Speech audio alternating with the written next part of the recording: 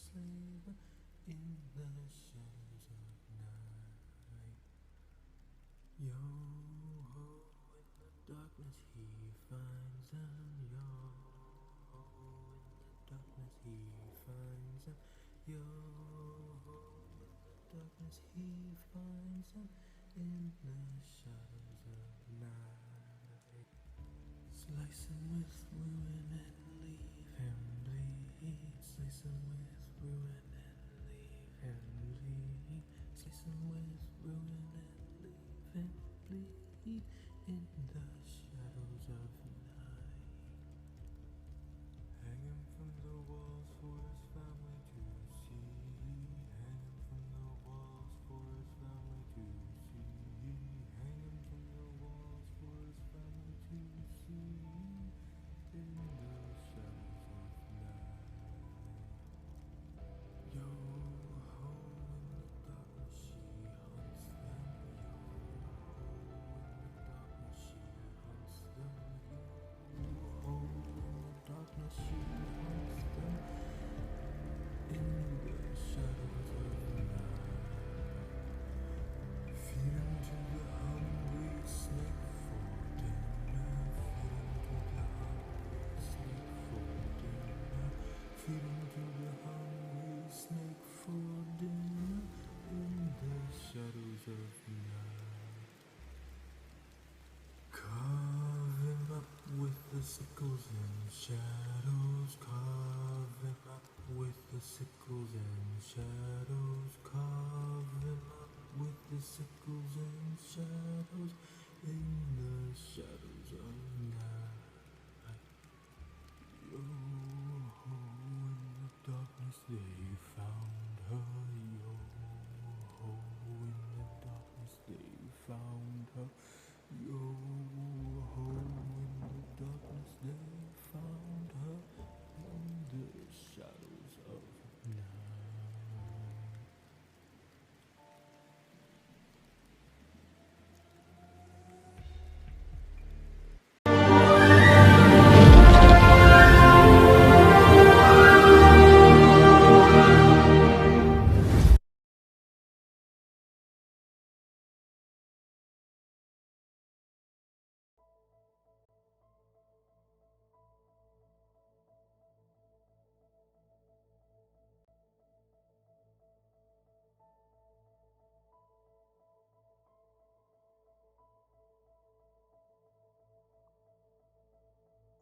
Hello, and welcome to Penny for a Tale.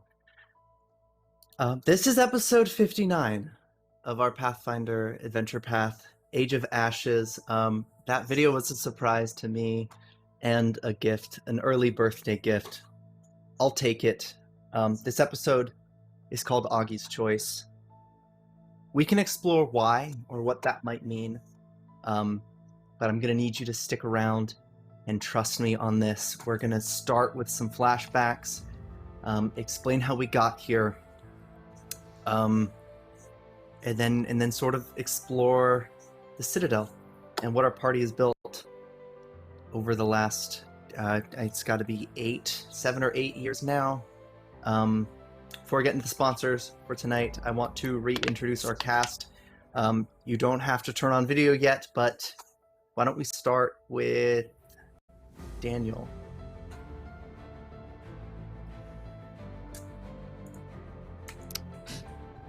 It would help if I unmute myself. Hi guys, I'm Daniel. I am playing a nameless person tonight, but more of that later.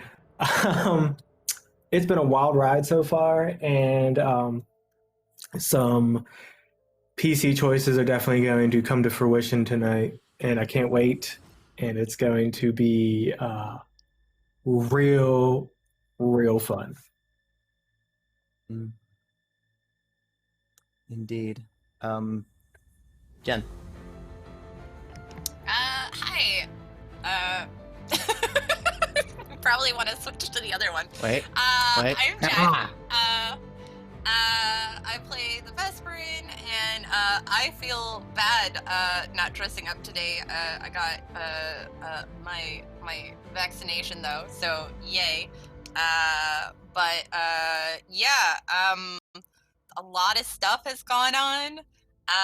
Help, my daughter's turned into a emotionless, bloodthirsty murder hobo.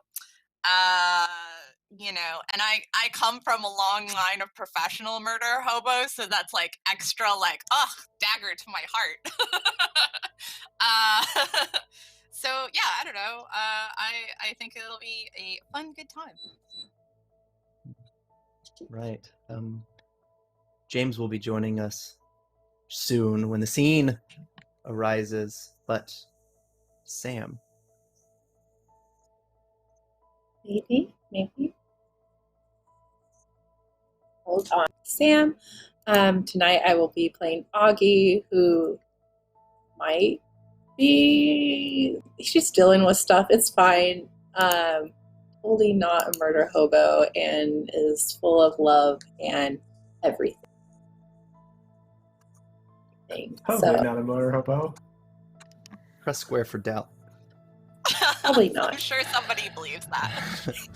Yeah. Augie believes it, and that's what matters. Yeah, just a At nice least she's girl. emotionless Yeah. about it. With the heart she has. Yeah. Cold and not calculating. Well, Nope. tonight's show is sponsored by Smiteworks, creators of Fantasy Grounds Unity, which is the virtual tabletop we've used throughout the campaign. If you're interested in a virtual tabletop, it works for like all of the major systems and some small systems cropping up here and there, but it's like a full suite. And they just came out with an update that completely overhauls token lighting, ambient lighting, cast shadows on objects, dynamic lighting. There's like 6 different types of shadows. If you like making really pretty maps, Fantasy Grounds is just absolutely fantastic. I will say, as someone who's been using it for like a year and a half now, I'm still absolutely infatuated with it. Highly recommend. Even if you're not playing Pathfinder, it works with generic systems. Check them out. Go to fantasygrounds.com.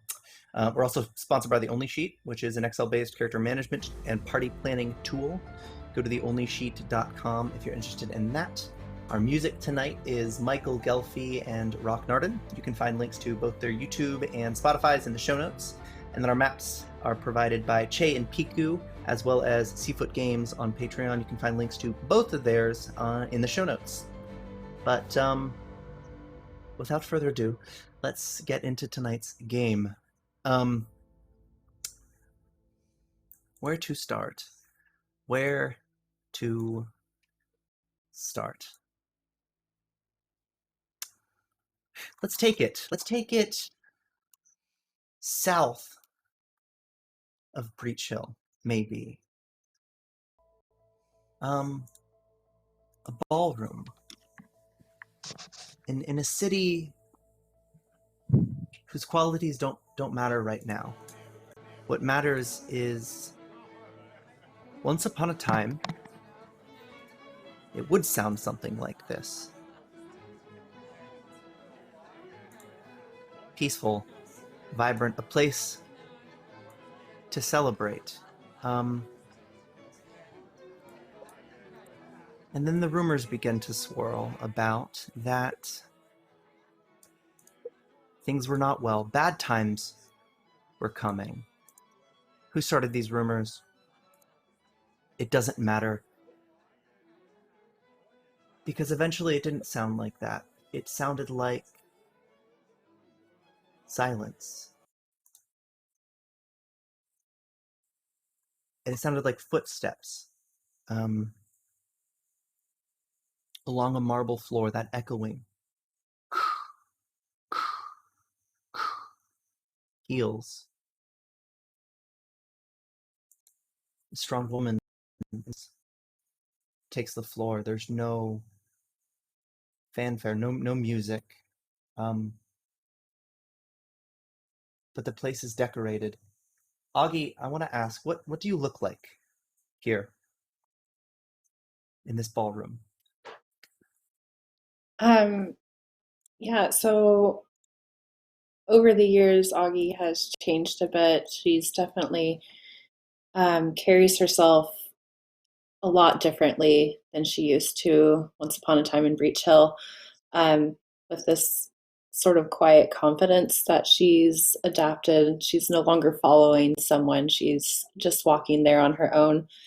In this full length black ball gown that just sort of hugs her curves and accentuates things in a way that she never would have done previously. She's just sort of looking around, and her face just for a moment is just this mask of blankness and passiveness before she realizes that she should have some sort of emotion on it, and she just sort of snaps this pensive type look on it, so that she's not so off-putting. There doesn't seem to be any weapons on her, at least not visible. It's like a girl going to a ball. Yeah. But you're alone. I mean, there was supposed to be a lot going on in a ball like this at a time like this. I mean, we're looking at early evening. This is peak hours. Growing up, the nearest thing would be Cantargo or Vire to catch a place like this. Noble houses, and they're always so lively, so busy, but it's silent. You can feel a slight breeze roll in from a door cracked open. You smell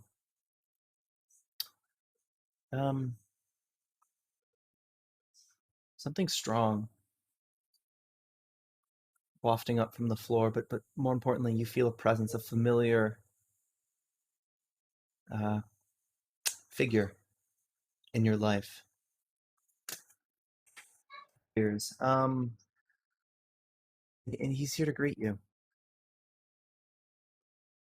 Go ahead, Daniel.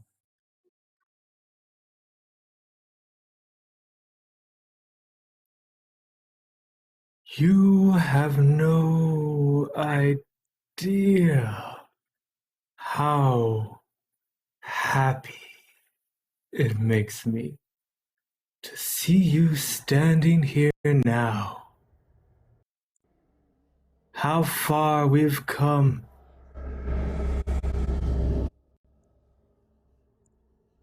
My dearest.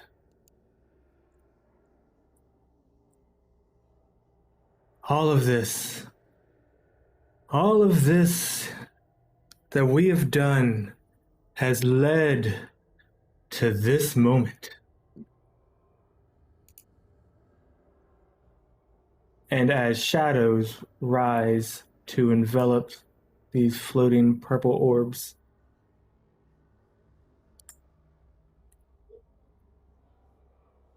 my love, my queen,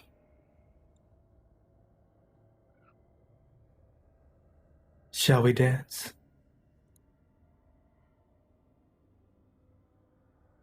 Augie doesn't say anything. She just offers her hand.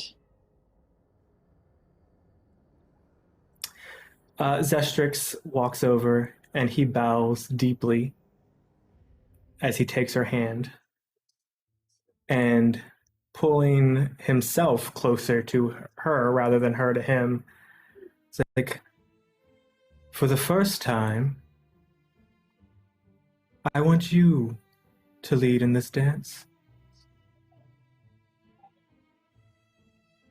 For the first time.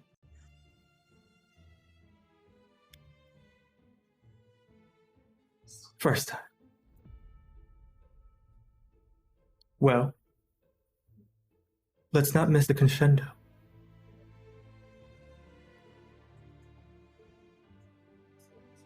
She will lead him through the doors into the center of the ballroom, pulling him behind her.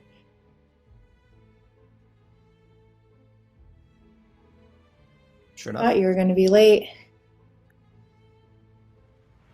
You see, a shadow is never late. He's always there with you at all times. You'll kiss her the knuckles of her hand,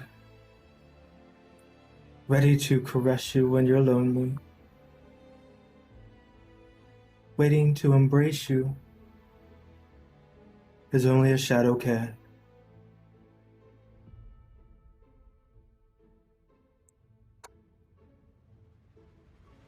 And as they start to twirl about, with Aghi leading, their steps are gingerly and very methodically placed around the mess on this ballroom floor.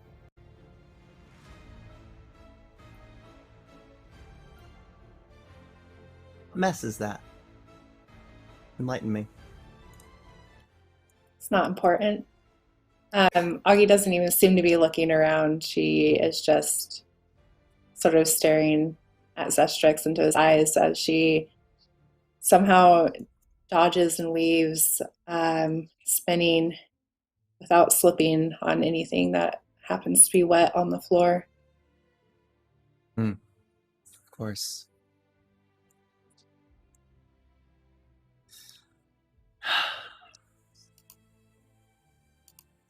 Very brave of you to wear white here. Oh, my darling, this isn't white. This, and he'll kind of spin her about in a flourish. This is victory. What we've done here today, what we've accomplished, this solidifies our motivations. It solidifies you with me and the future that we hold.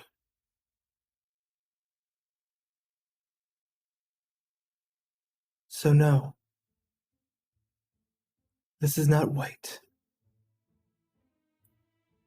And this time, instead of avoiding the mess on the ground, he purposefully steps in a puddle, splashing the white of his shirt in a dark crimson that leaked from the nearby body.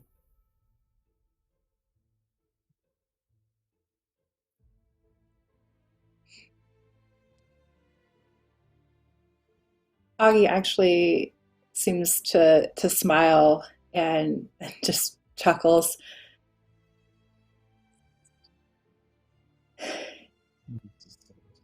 Begun dreaming more,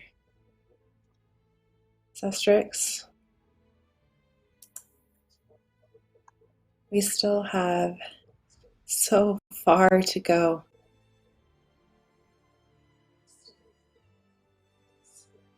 No, we don't. Because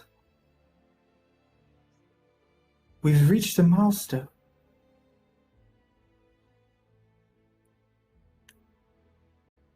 Aghi,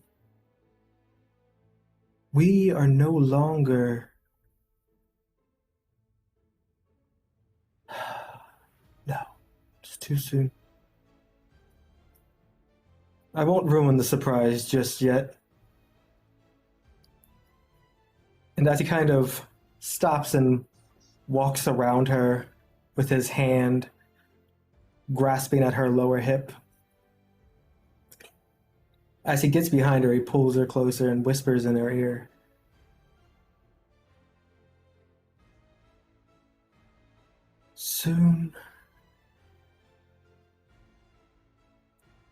Soon, you'll see just how close we are.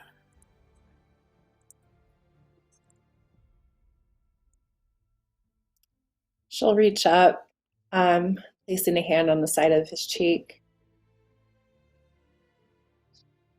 Are you keeping secrets from me, Shadow? Only for the surprise, my queen. Only for the surprise. She will spin to face him, her nose touching his. I hate surprises. But she'll quickly kiss him before pulling back. But you better make sure that this one's a good one.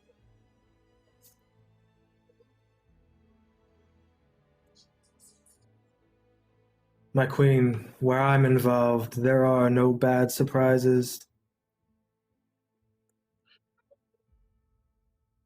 Just ask your father. As he spins her about.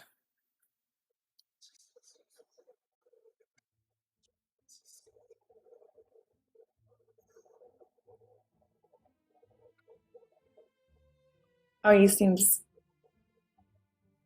confused for a moment. She'll just tilt her head to the side, but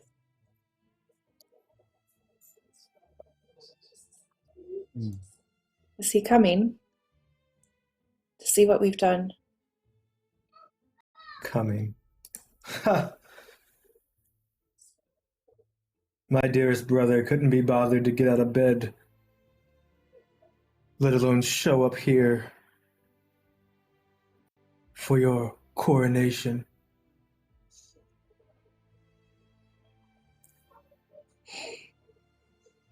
I've told you the story, right, Aghi? Time and time again. 7 queens is a shadow plane. 7 queens asunder. 7 queens rise. But today rises an empress. And Zestrix will, at that, take a knee amidst all the carnage.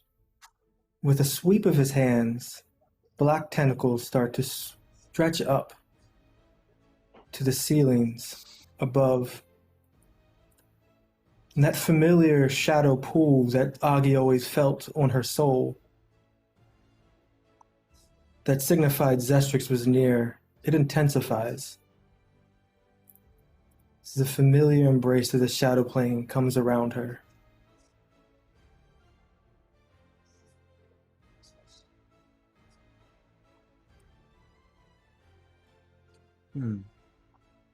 Are we leaving so soon? Leaving? No. This is a gift.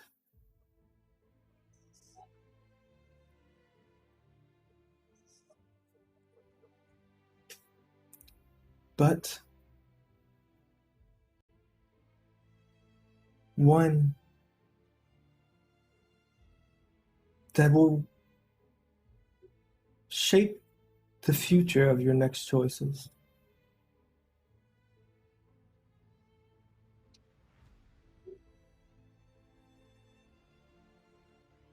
She'll step forward and sort of hook her hand underneath his chin to raise his face. What choices will those be?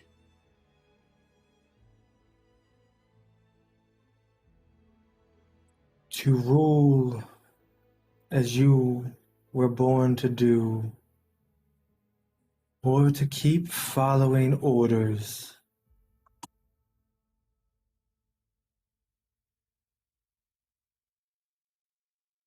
He'll stand up, closing the distance again, as if in one smooth motion, as if they were still dancing. Over the years, you have mastered the song, become its composer. You have mastered yourself. You have brought me pride in every step of the way. But now is a choice that you have.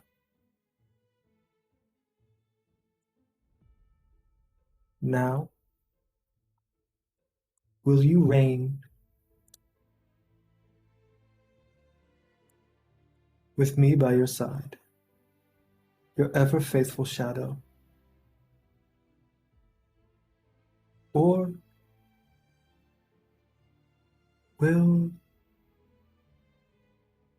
you leave? You said you want to go to the Citadel, and here is your choice.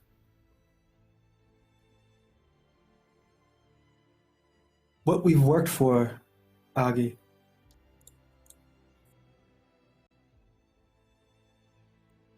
was them.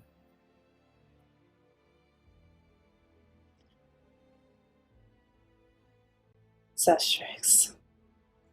She'll sort of wrap her arms around his neck. I will not reign with you by my side.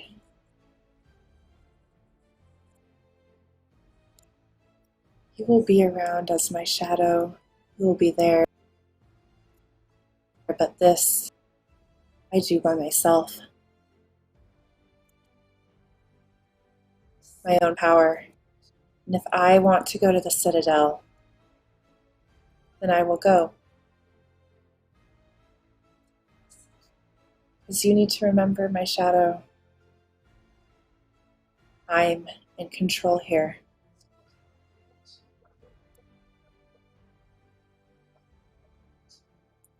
Of course, my Empress. But please do remember, and he'll poke the mark on her chest. Without me, there is no you. Without you, there is no me.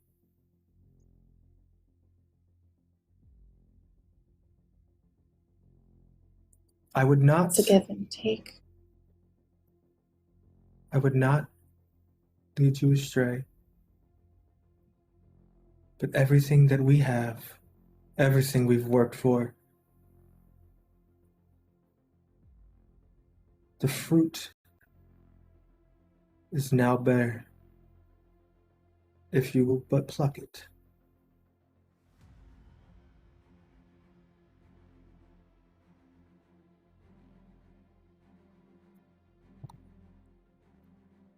She'll turn from him for a moment and sort of walk towards the front of the ballroom where this sort of dais stands, stairs leading up to it.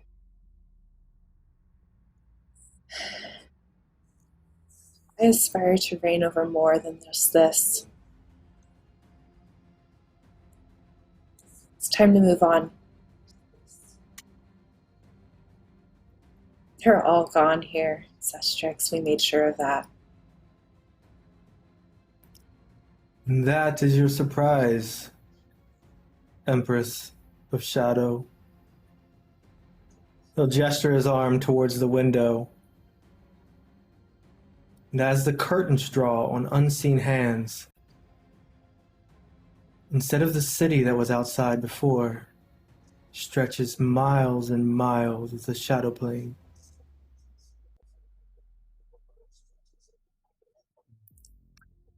We Aghi, already you're are. slapped as Zestrix speaks.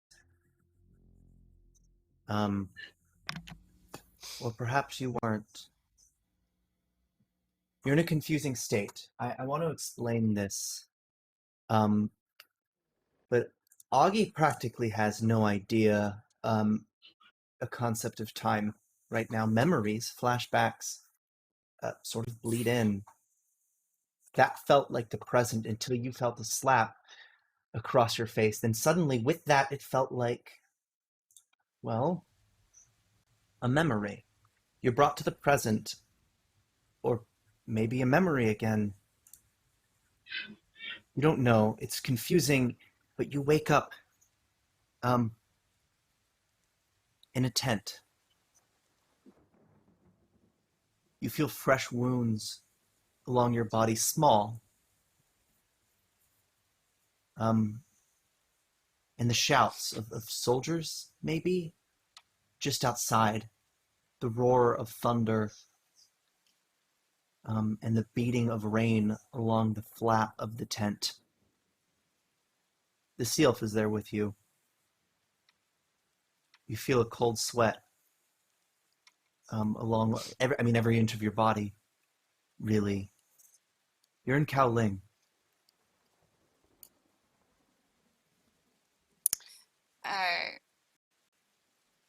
V is basically like has gotten her sort of perched up and like has a bucket in front of her that has been used a few times by the spell. And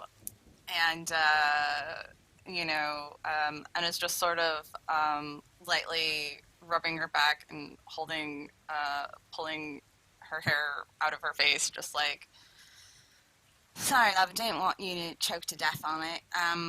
Just get it all out. I'll be here all night. It'll be okay, okay? And she'd grab a cool cloth and just sort of like start dabbing her forehead a little bit to sort of help with some of the heat and the sweat.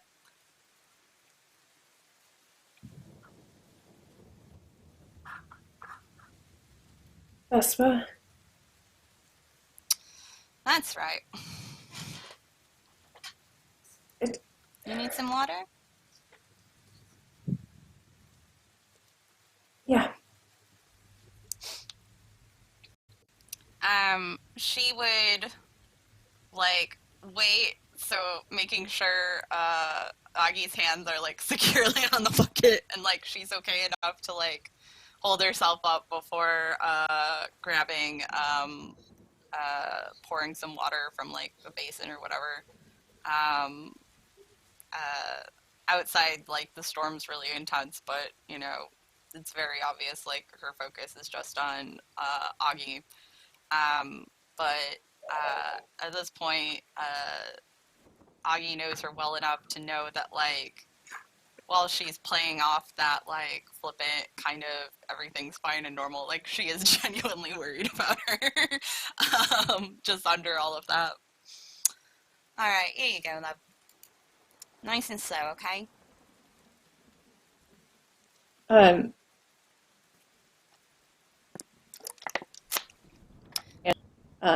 Having some dreams, right? Raise the cup to her lips. It's really cold.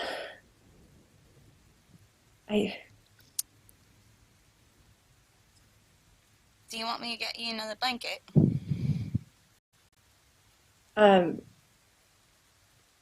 With surprising speed, her hand will just shoot out and grab onto Vesperance.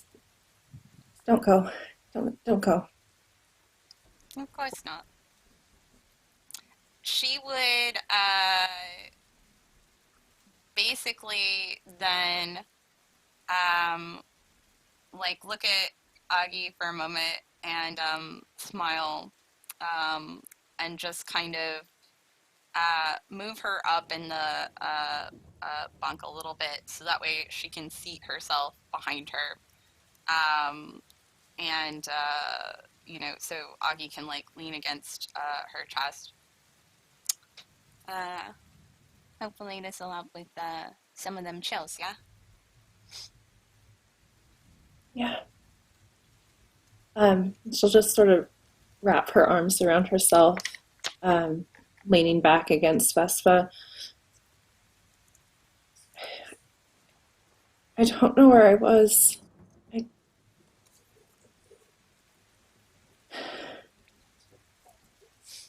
It's okay, love. You're right here with me. I can't. Can we just tell Sailix that I made it through and just not do this anymore?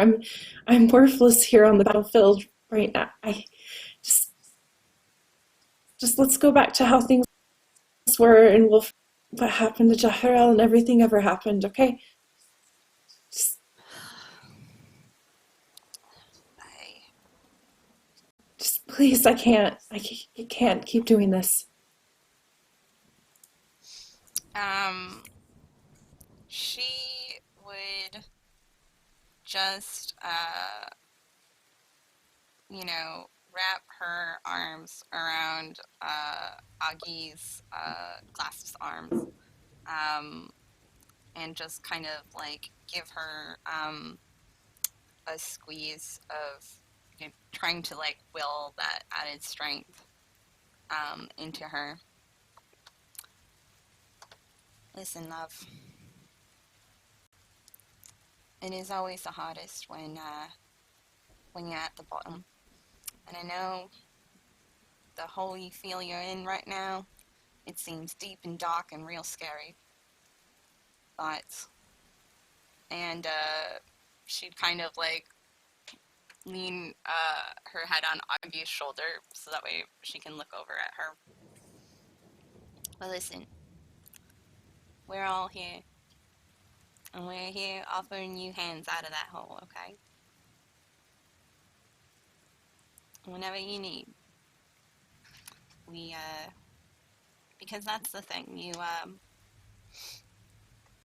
don't gotta be strong all the time. That's what family's for. They pick us up when we're feeling weak, when we can't be our best. So, never feel like you're not good enough.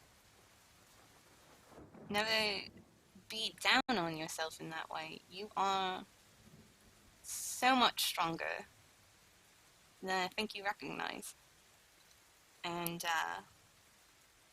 I'm really proud of you, okay? Tears are just streaming down Augie's face. She closes her eyes.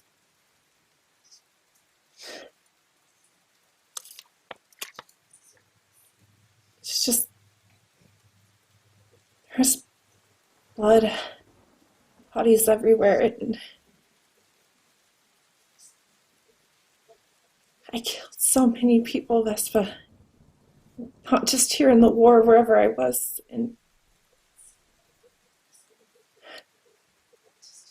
That was just a dream, love. Hey, yeah, look at me. yeah. Look at me. You're here with us. It's gonna be alright. We'll pull you back when you get too far in. The voice, it might ground you a bit, Augie. Sailix is yelling at someone you met recently by the name of Chad Might. Apparently something to do with staking down the camp in this storm. Fucking Chad. Maybe something about an update on the war. Go ahead, Sailix. Listen here, you fucking scum beneath my boot. If you don't stake down that tent on the other side of this goddamn camp, I will rip your insides out and ring the camp with them. You don't get to be near my daughter when she's in her time of need. No one is to set 300 paces within this tent, or I will end this excursion with a sea of bodies like the witch have ever known. She and Vespa are the only things that matter. So get your shit together and get out of my area. Under his breath. Of course he obliges. He will mutter something on the way out. This campaign will be the death of me. But Sailix would enter the tent. Vespa, like, at the end of Sailix's rant, which is like, look at Aghi and be like, see, your father's got your back too, in his way.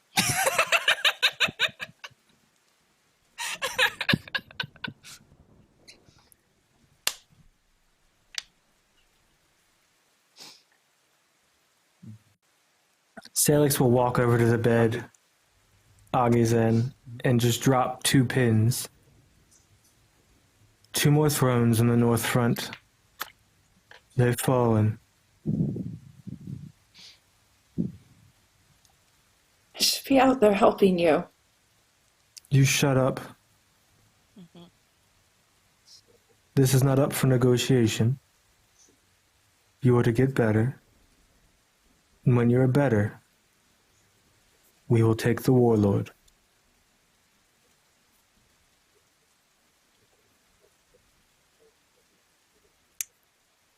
Are you doing your best to get through it?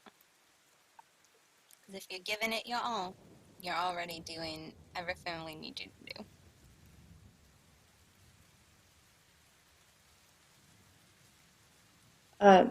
Augie just sort of falls silent for a moment and looks towards the tent flap. Oh. Just want it to stop.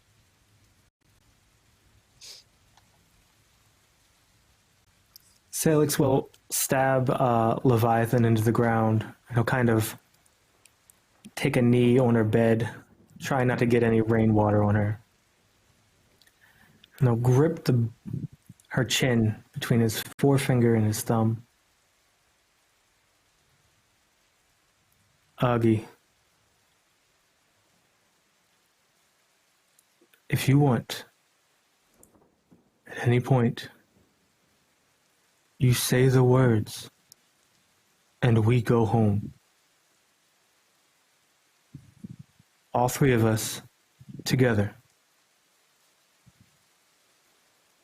We're only here as a family.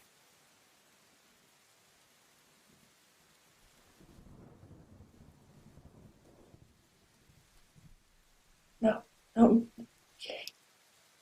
I won't be the reason that we don't finish this.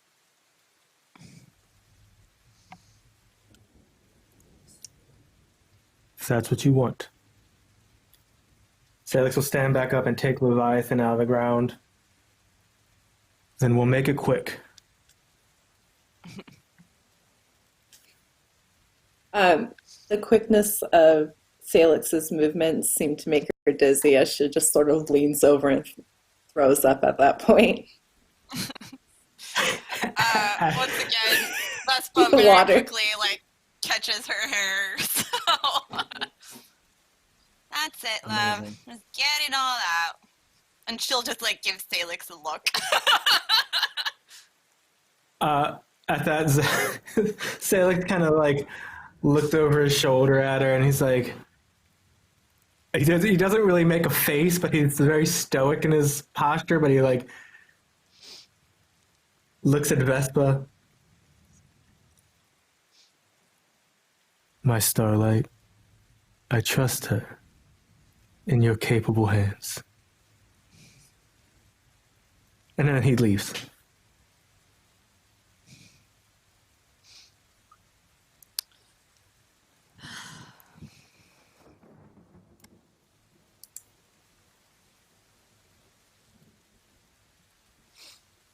Aghi, make a fortitude save for me.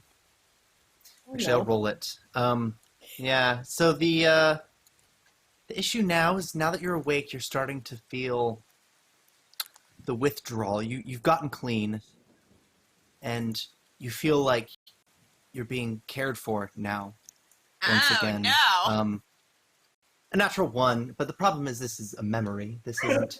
This is exactly what happened.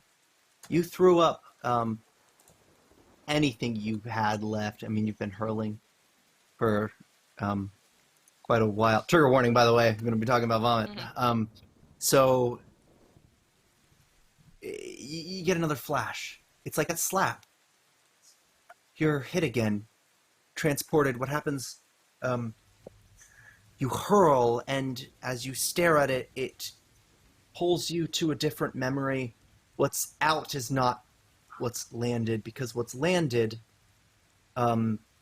is someone else's vomit. A man's crawling away from you in a cold alley. over the winter, squirming. Something's pierced him in his abdomen. He's vomiting. Shock, maybe? Fear? Maybe he's drunk. But you know he's terrified of you. Or maybe your shadow, Zestrix, is there. You've been told this person is a threat. Those eyes say something else entirely. He looks at you. You're the executioner, you're the Grim Reaper to him tonight, and there's no help. It's raining, like it was in your other memory, just as loud. It's muffled his screams. Not that anybody in this quarter of this city would care if they heard it. They're minding their own business. What do you do, Aghi? I will take the last couple of steps and grab him by the hair on his scalp, lifting him up.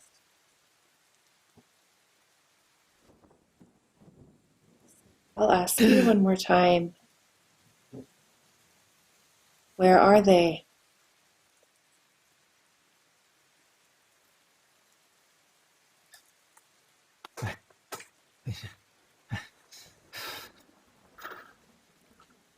Look, I'll be the first to tell you, you've got the wrong guy, okay? But I've been telling you that the whole time. My shadow says you're lying. Oh, no. Are you, what is this? Is this Nidal? The shadows shouldn't speak. Child. It hurts. Just help me, please. I'm gonna bleed out.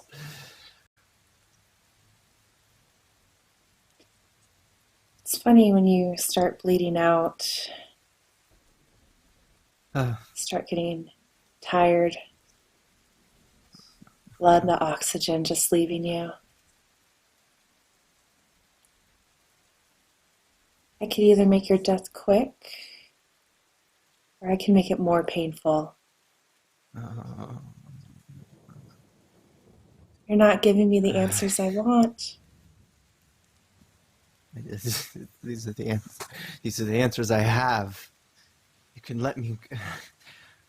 Just looking down in disbelief, darting between you, a shadow he can't really see, and this just gaping wound.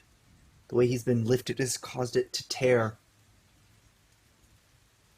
There's a medic, an infirmary.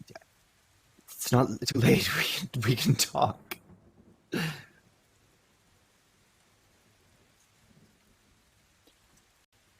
And would your words change if you were healed? A case for my innocence. Have you a soul?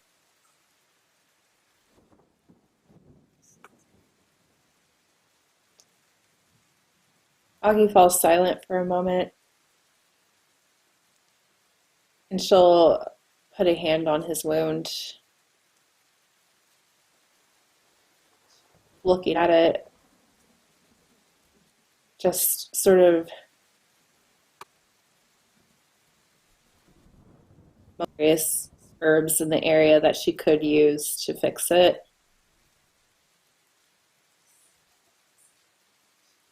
No, no, no.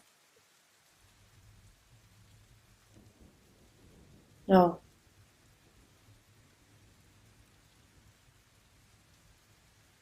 You're lying.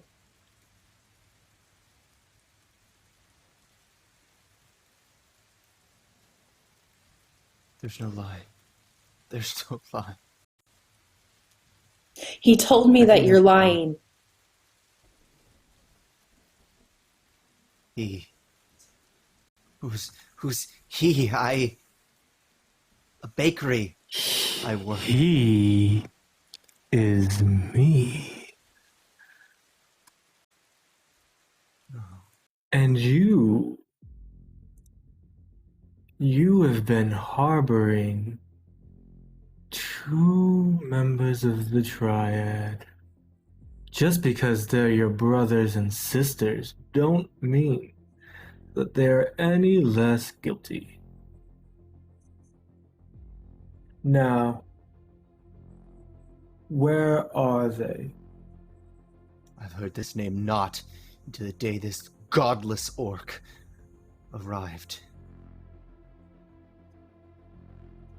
Godless. If family means anything to you, half kin, you let me go and we forget all about this. Sucks in involuntarily from the wound. Augie's hand is still near his wound, and she'll begin to dig her fingers into it. I don't think you understand. You were.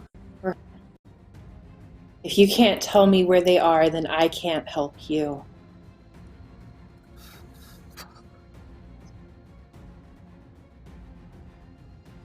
Scanning the street, looking beyond the alley for any sign. I mean, a lighthouse that could free him from this prison of pain that is his torture.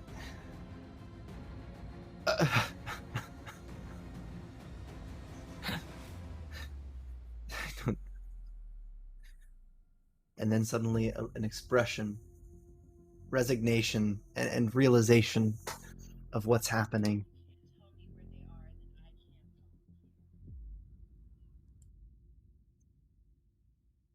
Just kill me.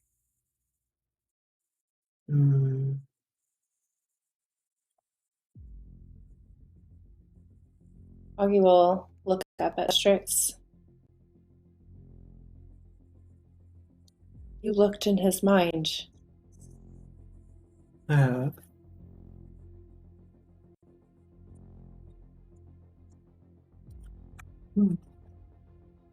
She looks I can't back do at everything the... for you.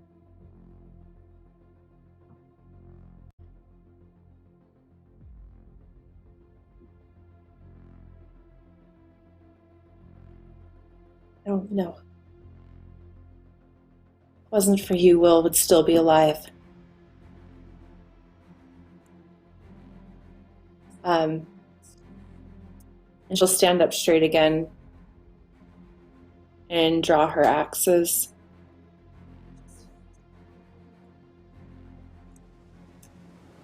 Anyone harboring the Triad, anyone that says their name with some sort of praise on their lips, they're dead. And she will bury the axe into his back. Cracking. Scream right between where a pair of wings would be, really. Embedded. You feel the vertebrae of the spine. It has to make sort of a choice on which side of the blade to catch as it pops into pieces for the blade to meet along, down, all the way to the small of his back. He can't scream. The scream is sort of sucked out of him, but this memory too, bisected, and you're returned to the closest thing you felt to present time. Perhaps you're in a dream state. The Vesperin is here. Waldorf Skysteel is here.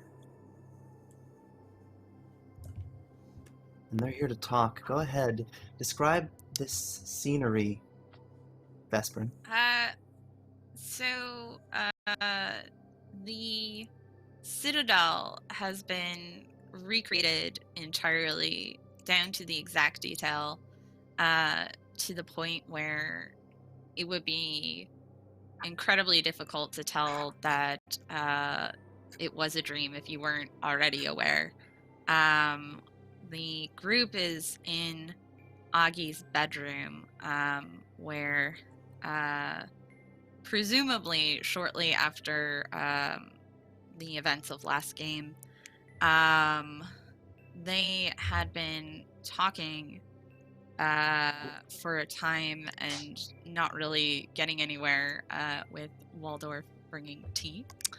And a choice was given to Aghi of, you can come with us, but under terms and conditions, or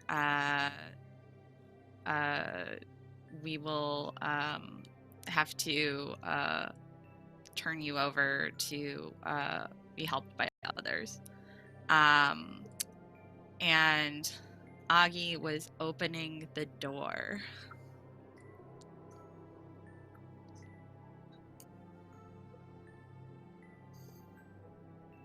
Yeah. Hmm. Augie just sort of has a hand on the door, trying to leave. The door will open. Indeed it will. Not even looking back, she strides out. The door opens into a one of the parapets of the citadel, where she sees a very familiar scene of a much younger Aghi and a very familiar boy.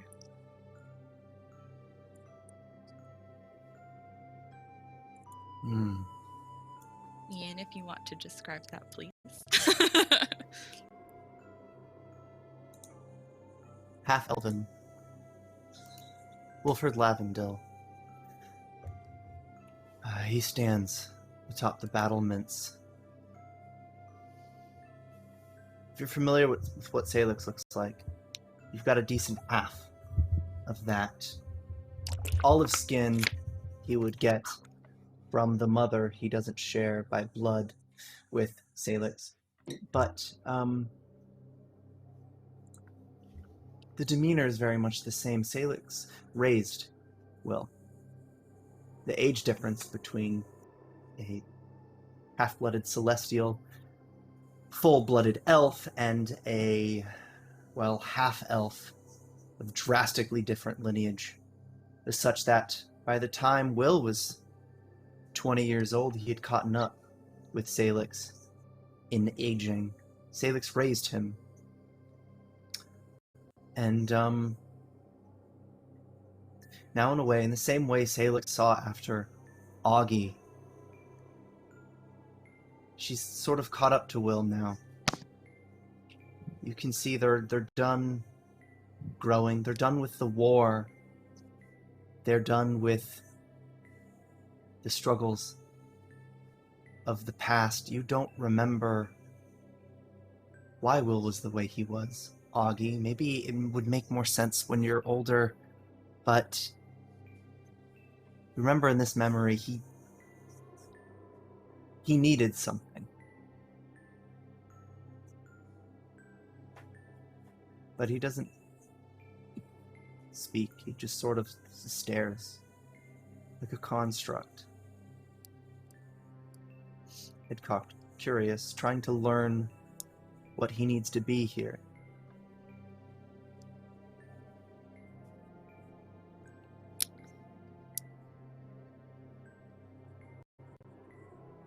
Do you remember this moment, Aghi?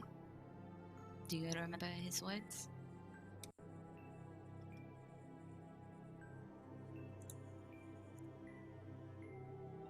Augie's just sort of staring straight ahead. She sort of bites her lip.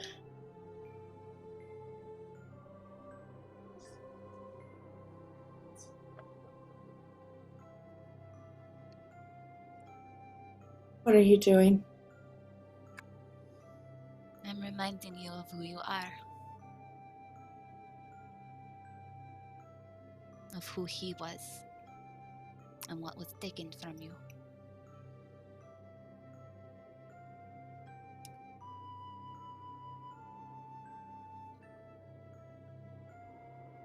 said he needed this.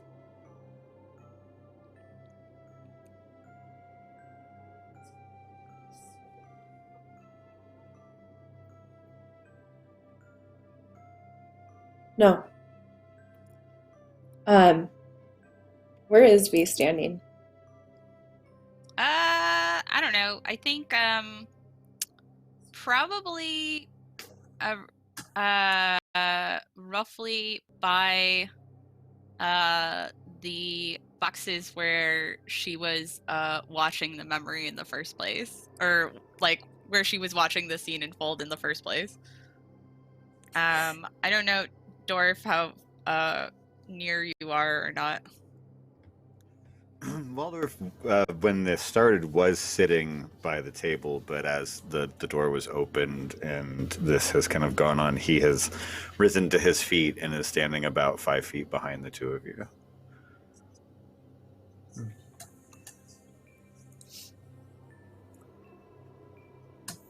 Just being quiet. You are doing this for him, no? And why are you running from him? Because you know, don't you? That if you were to look in that face, look in those eyes, to see him as he saw you, as you are right now, could you meet that stare?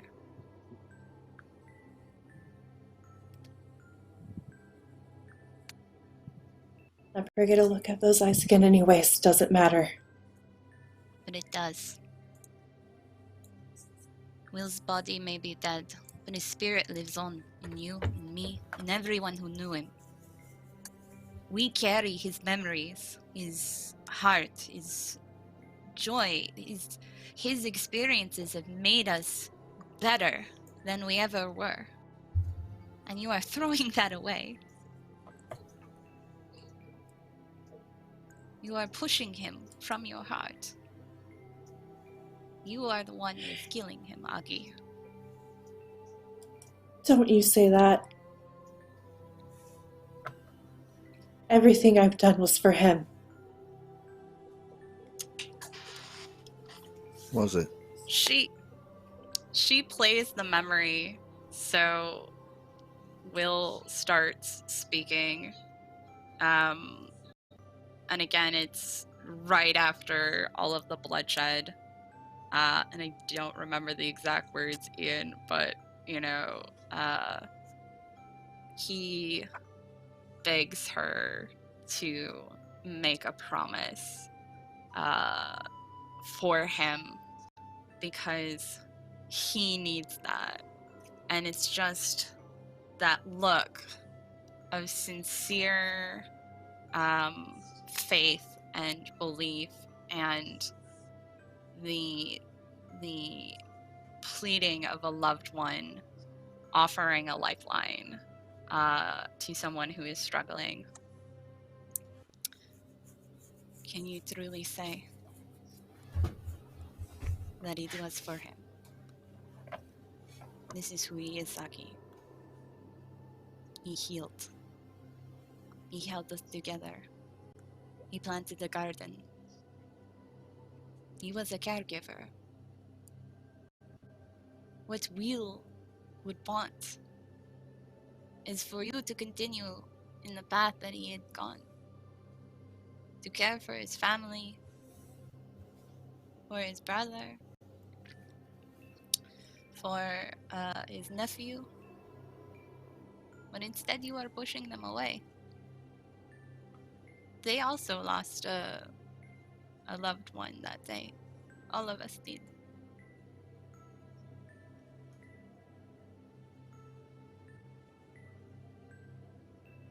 I never told him I loved Aghi. him.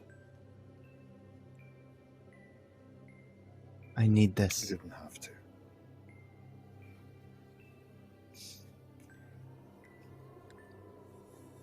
The last thing Aghi you can't said, seem to look away. the last thing he told us just before was that he did love you. No. He loved you so much. And you can see it. Again, just look in his eyes. You can see it. It is beautiful. And it is wonderful. Please, just open It's true, yourself girl. up. His last words were of you. And you know I've no reason to lie to you.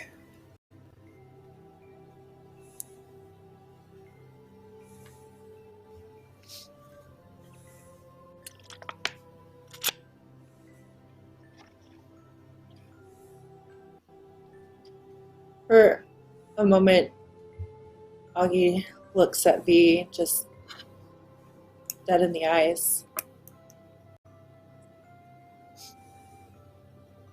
I've already given up everything. My sweet girl. What has been given can be taken back. I've helped you through one set of poisons. I can help you through another. There's no coming back from what I've done.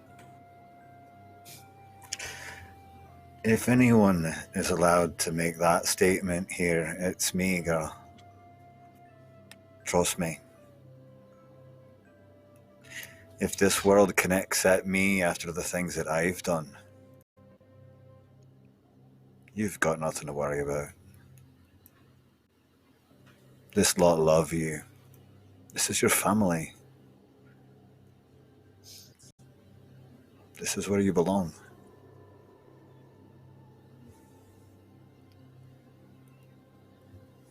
Aghi will take a small step towards Aspirin, and it looks like she's about to reach out to her before she stops. The emotions that she was feeling just sort of drain from her face as it goes flat.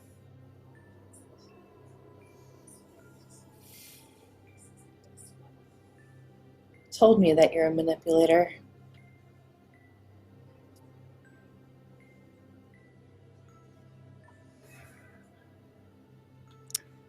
Do you really believe that? There is a part of you that knows this is truth. There's a part of you that knows deeply what is happening. There's a part of you that knows that you are being isolated and used for a purpose. You know, Will. You know you would not have wanted this.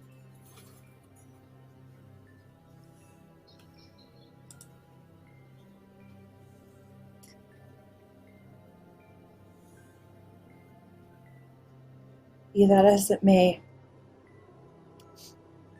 he's not here anymore. And Aghi will sort of lunge towards Vesperin, her fist pulled back, trying to attack her to stop this memory, this dream. Everything just to make it stop replaying.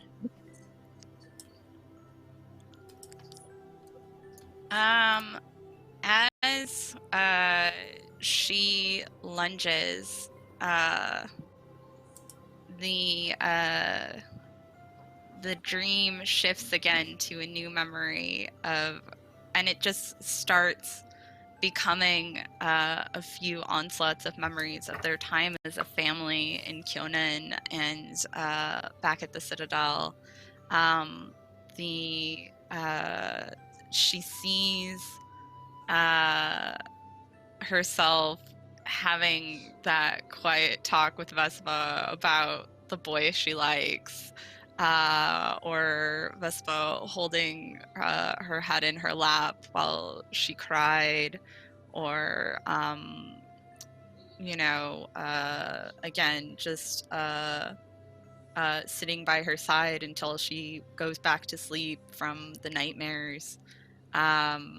And it just kind of becomes this stream of all of these different memories of their time. And again, Vesperan's just like, you know in your heart what is true. You know. Stop lying to yourself.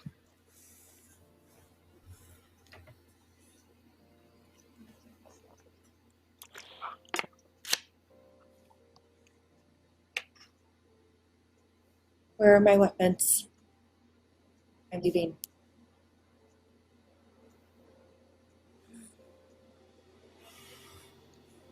I'm not sure that's a great idea. You just got here.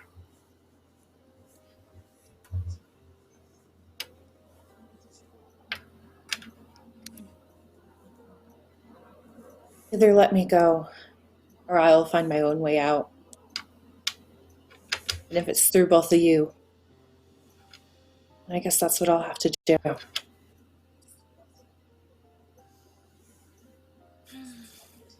can't let you go Waldorf out will into just- the world that you are.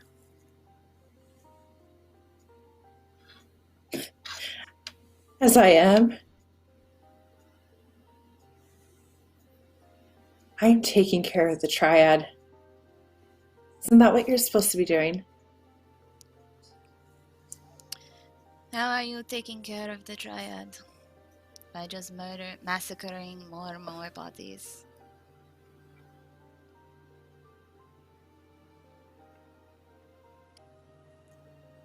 He has her scent.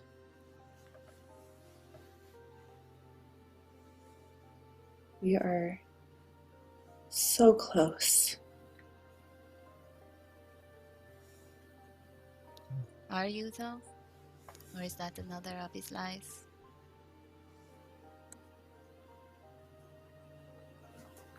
He doesn't lie to me.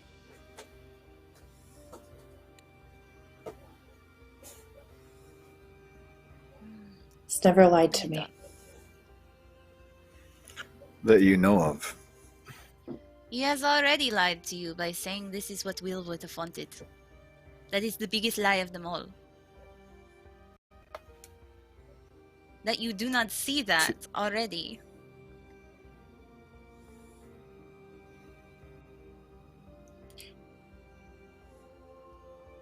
Sea Elf, I've heard enough of your words.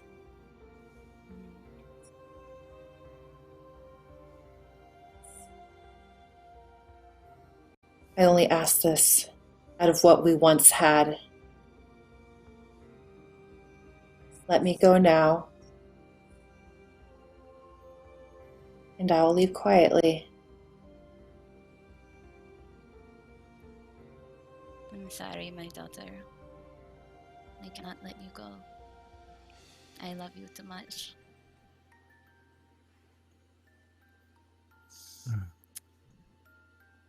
And I think with that, unless Dorf has something else to add, we would end the shared dream state. Oh, I was holding calm emotions just in case she attacked you again. Oh, I mean, Yeah. you know, it was a dream.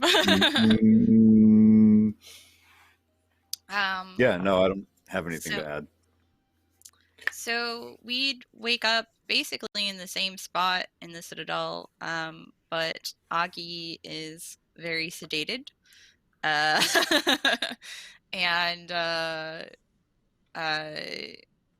and also tied up. Her. I don't know, Ian, if you would have let me chuck the weapons into the sea or not, but that was like. No, I think that Waldorf would kind of have a sizable like locker or chest in there. There is like a forge workshop in the Citadel, right? Yeah.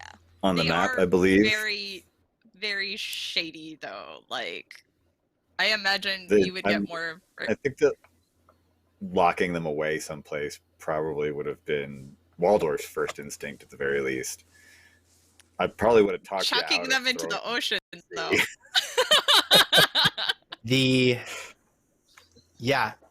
They're not here. Whether they are chucked somewhere, destroyed somewhere, or chucked and then destroyed somewhere, is no matter They're who in the had maelstrom. time, and you imagine if these things are if they're a source of great evil, they're perhaps being neutralized somewhere.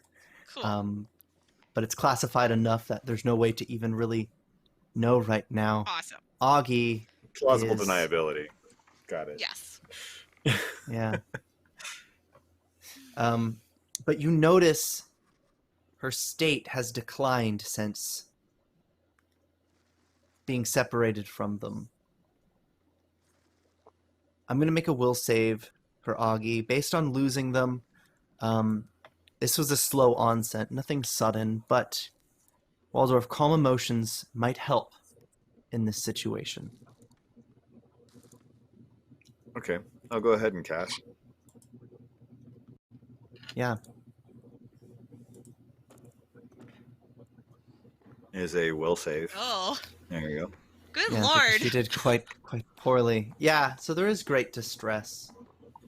Is that a failure or a critical failure? It is a failure.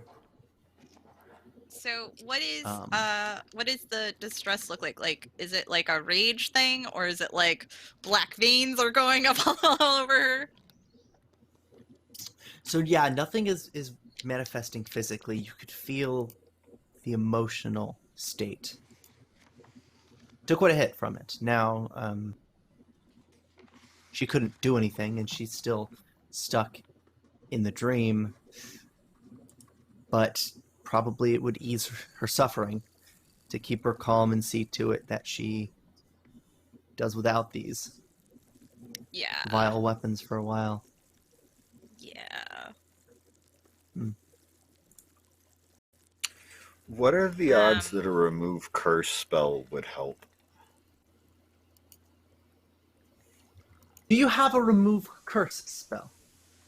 I do have a remove curse spell.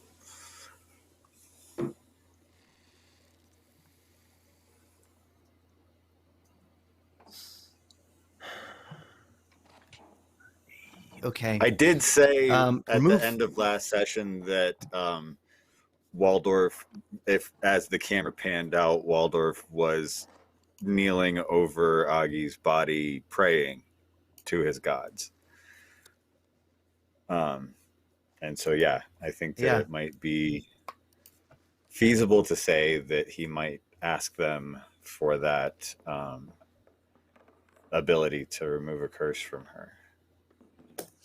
As a matter of fact, since everything that we just did was in a dream state, I would say that Waldorf is still in that position. He's still in the same spot, kind of watching over Augie. Yeah, so...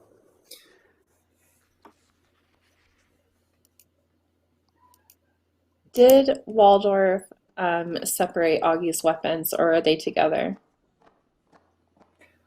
Oh, I don't know. I had nothing to do with that. I think that they would have stayed together, probably. I mean, unless we chuck them in the ocean.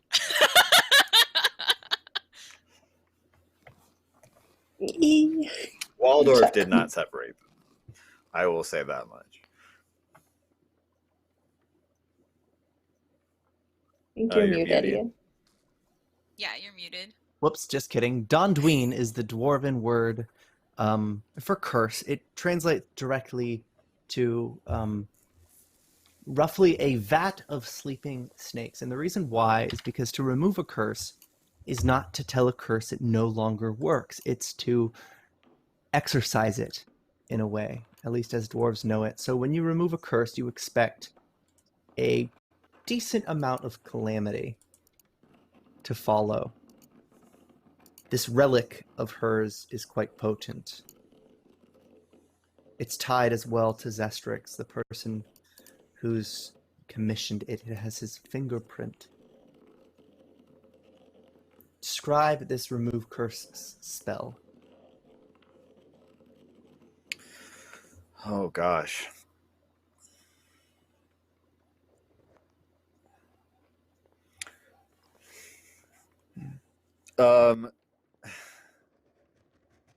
This one's a bit so oh gosh, it's not often that you really see dwarves dance ritualistically, but remove curse is one of those moments. It's like it's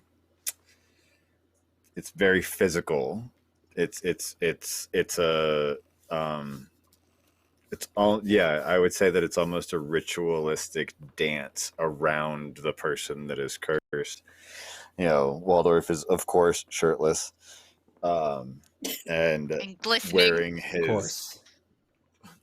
Well, I don't know. I think it's actually cold in the room for some reason. Maybe it progressively gets warmer as the ritual goes on. It does take 10 minutes to cast, so I would say that it's very much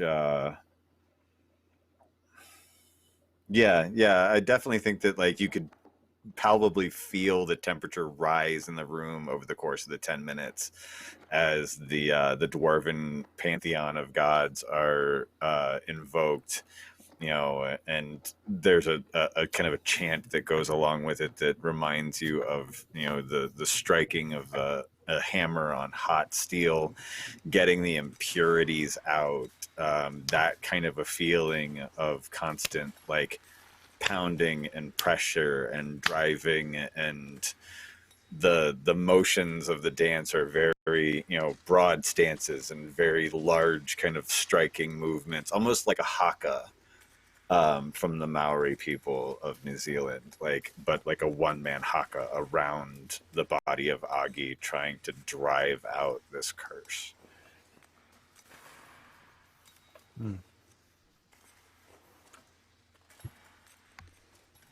He is a forged dwarf. Beat that curse out of you. What the hell is he doing?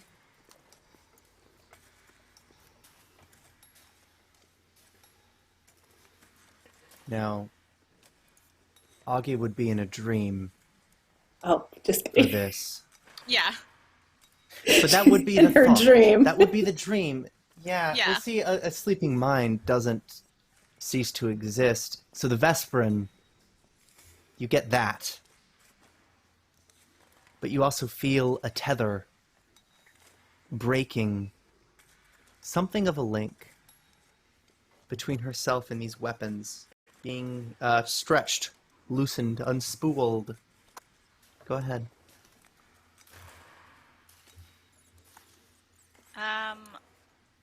Is there a way I can sever it? Like, if I can see it?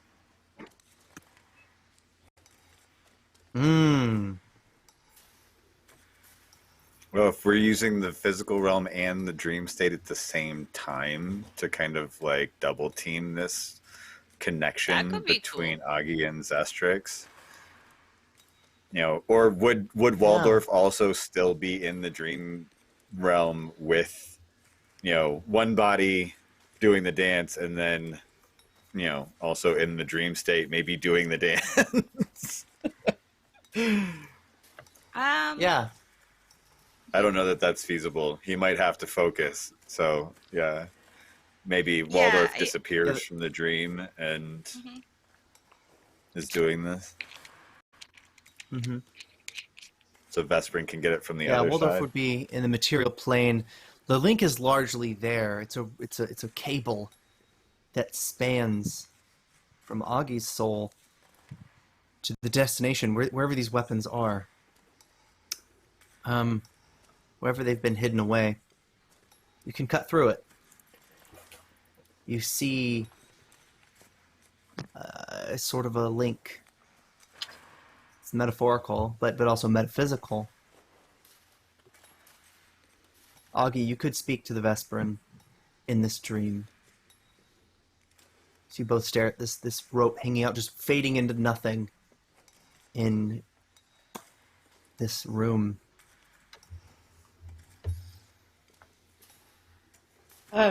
Is Aghi able to move around in this dream state? Yeah.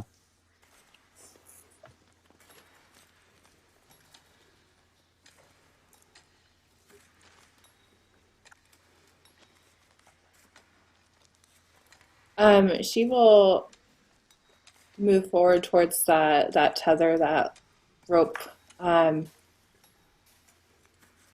and try to grab onto it, pulling it to her if she's able to take grasp of it.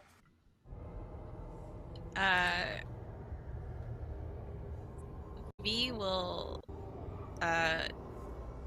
just kind of look at her sadly for a moment, but then start to destroy the link. Just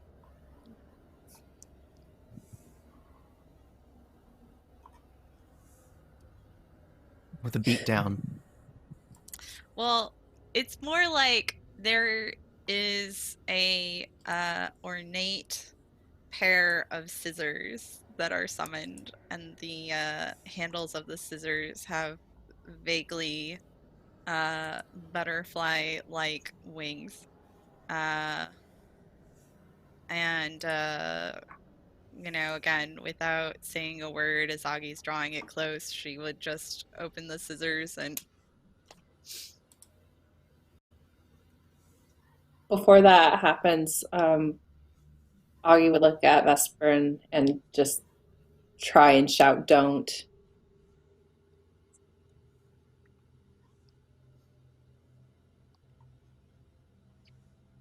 Did she still do it though? yep.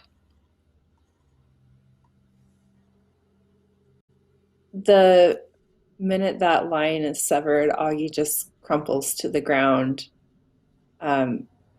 screaming. It seems like she's in this unimaginable pain, as she's just grasping on to her chest, as if her heart is getting torn out of her.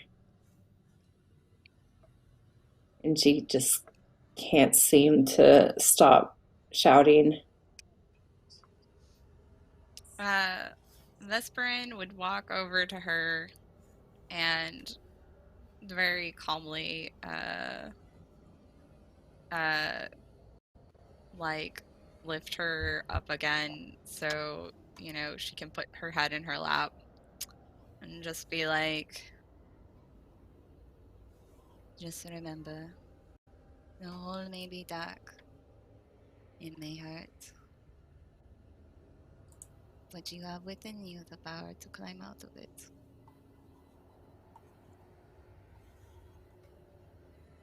When Vesperin gets close to her, Augie is still clutching at her chest, just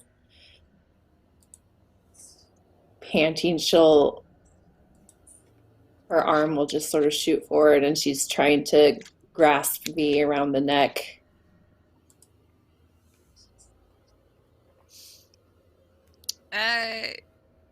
Bea would let herself get grabbed, and just kind of look at her again with those like sort of sad eyes, like,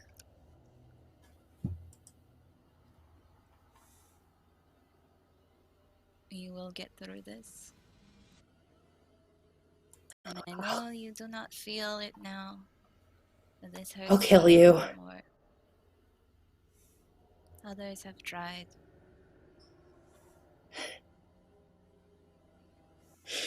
I'm gonna fucking kill you, Vesperin. You may try.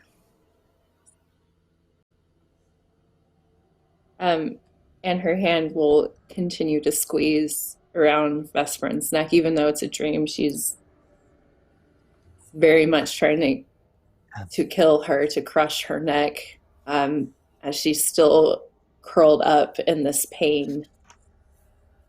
So that's the only thing she could focus on. You have control here, but I want to add, you're in a sort of a twilight, so you have a loose focus on what might be occurring outside the dream, and you don't hear who Dorf is talking to, but there's sort of a soft, wispy conversation happening, I think. I'm going to explore that, but Dorf, while you're breaking this curse, you're forging the solution, the cure. this dance, the curse, then, like the snakes that awoken, Soul smelting. they we'll speak call it. to you. Yeah. Well, the soul starts to scream from the heat of the fires there. Zestrix. Or this thing that would sound like Zestrix, truly. Maybe I should say. Go ahead. What do you think you're doing, dwarf?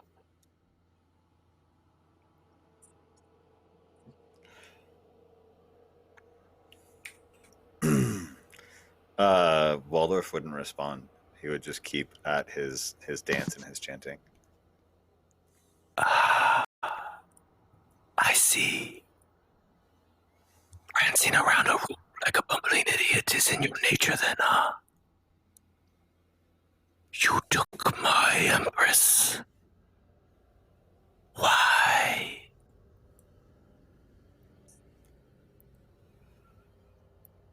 Why do you need her? Why can't you do your own dirty work? Dirty work. We need each other. I never took anything that wasn't freely given.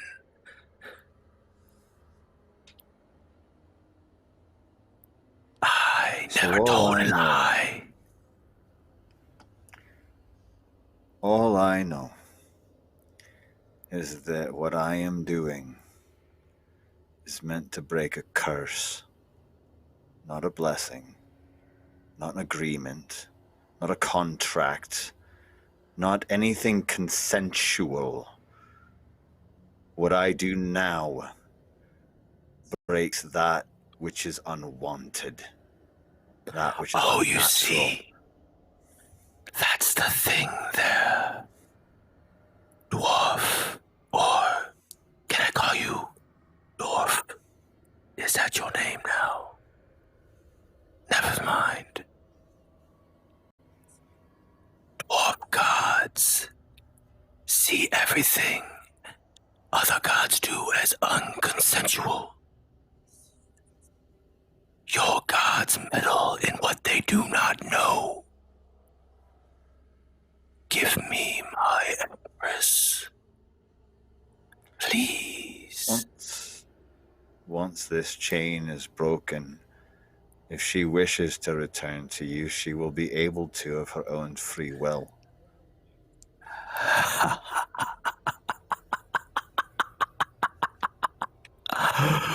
Once that chain is broken, she belongs to the shadow. Those chains are what binded her to the material plane. Now she belongs to those other 6 queens.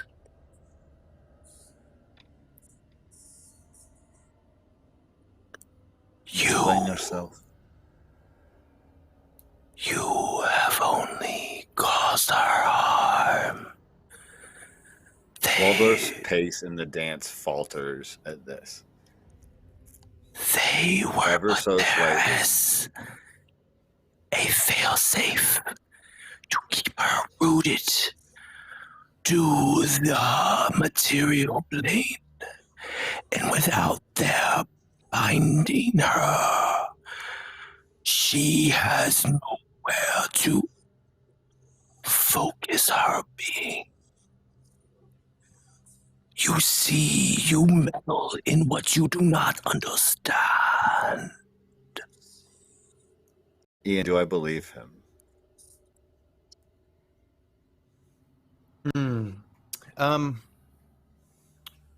Well, I want you to make a check for that.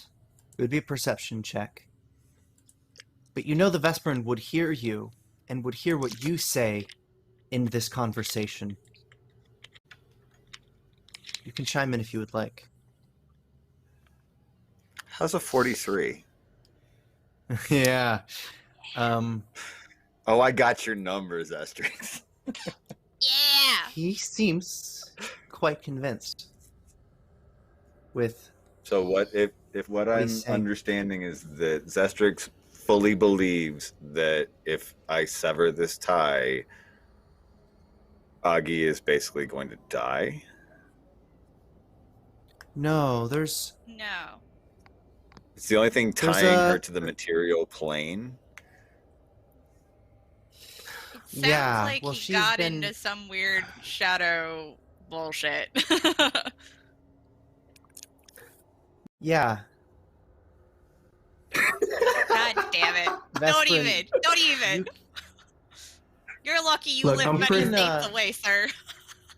I'm So it's pretty in all this makeup and down wig to the though. last Like, little the last 60 seconds of this ritual to break this curse, and Waldorf is like on the verge of stopping, essentially.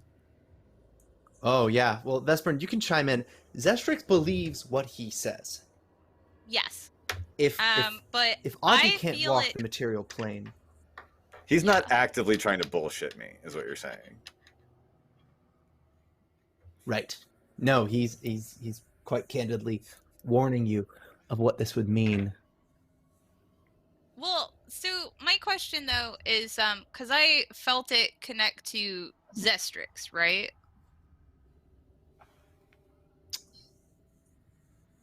No. Okay. Who Waldorf has been speaking to is the curse associated Oh. with this thing. Okay. It has quite a lot of overlap with Zestrix, but Okay. So this yeah, is the that's not the curse connection. speaking. All right. So V would be Right. like, Waldorf, ignore it. Just keep doing it. That's not anything real. It is the curse itself. It wants to save itself. I complete the ritual. You fool. I want you to know now. She will become more powerful than you will ever understand. Oh, just That- die already. And with that final step of the dance, the forge, the toil, the curse is severed. Aghi falls silent in this dream. Vesper, and you can return to watch her in this state. You imagine physically there's no real way she could wake up in this bed. How is she reacting physically to all of this? Yeah, Vesper. So she was in the material- convulsing. In the material plane, Vesperin would sort of, undo that part of her shirt so she could expose the mark on her chest, where Zestrix did the thing with her heart. What does that all black look like mark? now? Yeah.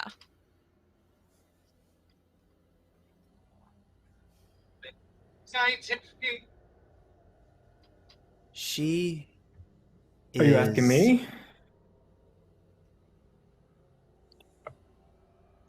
No, just skip a she's screen. withering.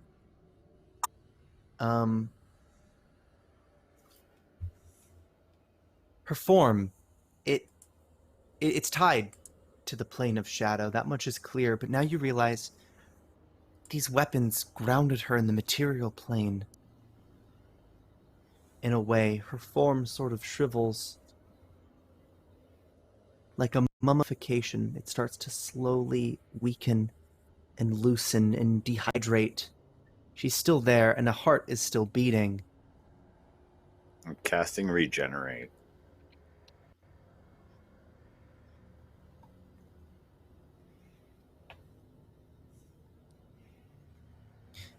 You can regenerate, and you Just can out of aid her desperation. yet. It only Yeah, lasts for her a body minute, remains.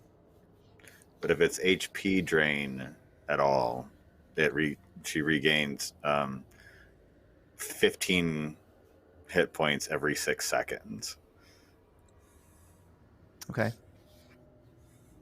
Like it's just a knee-jerk reaction on Waldorf's part. He's like, "Oh shit," and lay on hands, kind of, not TM lay on hands, but like he's kind of panicking a little bit. Yeah, similarly, the Vesperan's just sort of watching it, and is sort of in just like that, compartmentalization mode of like, okay, how do I fix this problem? So, she's just like saying all the prayers she can to Pharasma for guidance, because she knows that Pharasma knew what the fuck Zestrix was and wanted to kill him, so.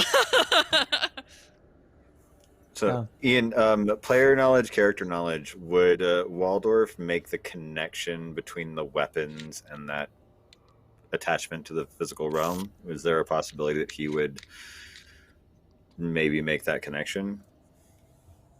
Well, through the curse, I would think yes, because as soon as you finished the remove curse, with the help of the Vesperan to truly break it, her body began to wither. It's stable still, and you'll find that regeneration doesn't seem to help. Though she's still really present. Helping. She's yeah. Can we, like, where did the weapons go? Do we know who took them, where they went? Are they nearby? Can we bring them back? It might not be a in the good bottom idea, of the ocean, but we didn't establish that. Yeah, I guess it's up to the Vesperan where they would have been put, or what would have happened to them. I said to put them in a fucking chest in my goddamn office. But no, the Vesperan wants to pitch them into the ocean because salt water is her solution to everything. I mean, they were super evil and terrible, so I can get them back, but also super evil and terrible. I mean, I can remove curse on objects too. I just have to wait till tomorrow to do it again. So remove curse reads, if the curse comes from a cursed item or other external source, a success indicates that the target creature can rid itself of the cursed item, but it doesn't remove the curse from the item. So if I have the axes, I can break the curse between her and the axes. Or are they still axes, or are they a different blade? They were something else, weren't they? They were like sickles or something, right? Yeah. They are kopeshes. Kopeshes. So kind of a backward sickle. A very large backward sickle.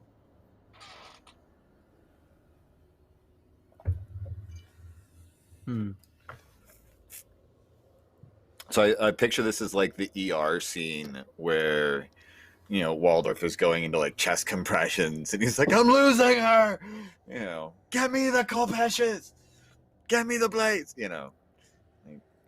Kind of shouting back and forth with Vesperan of like, do we know what happened to them? Where did they go? Can we bring them back? Hang on a second. I'm responding to Ian. Dorf, let's make a will save. No. You do begin to panic here. Huh. Okay. It would be a shame to have Sailix return only to tell him what's happened. Of course, the situation is complicated. But Sailix be like, I need who to there? hero point that. I might want to hero point that.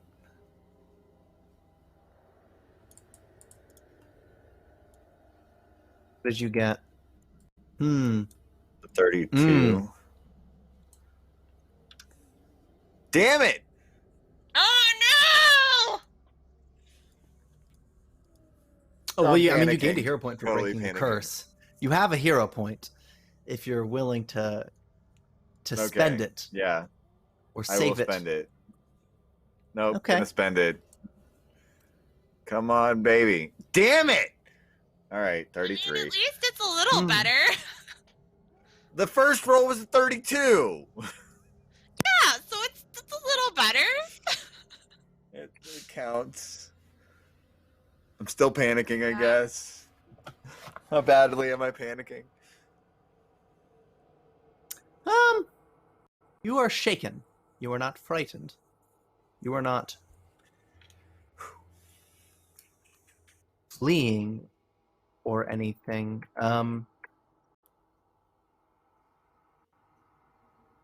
My heart rate's up a little bit. Yeah. God, does calm emotions work on me? Vesperin, Yeah. there is a temple to Pharasma in Breach Hill, a small one. It's really used for embalming. That might be harsh. Yeah. There's a small temple to Desna, which is more clerical Yeah. services. If you need to get something notarized, you go to a little priest at Desna.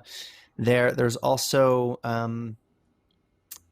there are some services in Cypress Point, which wouldn't be far. Acravel would only be a couple of days. You have a number of options here in terms of helping Aghi. She's stable, Yeah. but the real question is, what are we to do with her? Okay. So, so again, like the wound itself, the dark mark, like, does that look the same, or has it expanded, or is it different? On her heart. It's still there, for sure. Okay.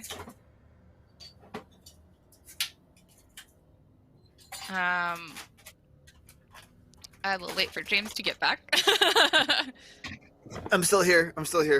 Okay. Okay, cool. Yeah, so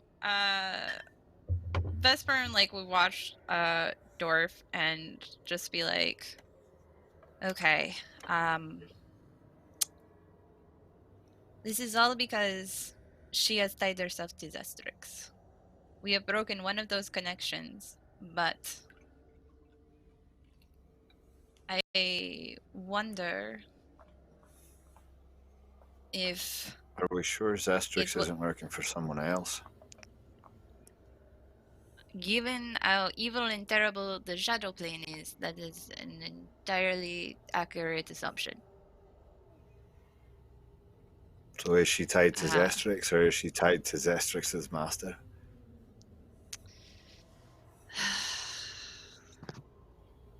I don't know.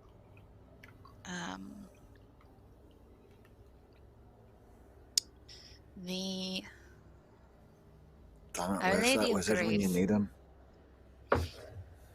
That's assuming he wouldn't make it something far worse. But like the way she says it is kind of half-hearted, and Dorf could tell that, like, you know, despite the words, like, she does wish the wizard was there. Like, he always knows what's going on. Shit. We miss you, Mr. Smith. So when I first saw Zestrix, Pharasma, Our Lady of Graves, had declared him an abomination, and but his life force was entwined with Sailix. So she And I'm not, she I hate to say it, but I'm not real familiar at all with who this Zestrix character is. Is Sailix's brother? Yes, he was Sailix's brother, but he died, and his father did. And she like looks real mad. His father did profane things to bind his soul to Sailix. And somehow it tied him to the shadow plane. I do not know the ins and outs of that, but when Pharasma beheaded Zestrix, it was Sailix who was dying. And we saved Sailix's life, but in doing so, it is likely that is how Zestrix continued to exist. But So the from two what of them are Sailix, tied together. yes. And she would sort of gesture to the celestial marks around the scar. This is the measure of the oath that binds them, that she has given up her feelings or emotions. Even something as simple as the touch of a family member. She cannot feel it. She has given that all to Zestrix in exchange for whatever dark powers to do these deeds that they are doing. Poor thing. I want to. Waldorf like rests a hand on Aghi's shoulder, kind of like looks down at her with pity. If Sailix was here, if Sailix was in control of himself, maybe he could have talked to her where I failed. Don't blame yourself. This is not on you. And don't worry about Sailix. We'll get him back. He's strong enough to get through this. With all of us behind him. You, me, the wizard. We'll get him back. We'll get Aghi back too. You'll see. It'll all be well. By the gods, we're not going to stop trying till it is. We need to know more information about the shuttle plane, about where these things come from, how they work. I think for now, I would like to entrust her in the care of the West Queens. They won't harm her, will they? No. They have a fortress to keep the more dangerous criminals safeguarded. In our faith, to lose oneself to vengeance wholly is considered one of the deepest anathema, because then it is no longer about the purpose that you are seeking, but bloodshed. But is that what she believes?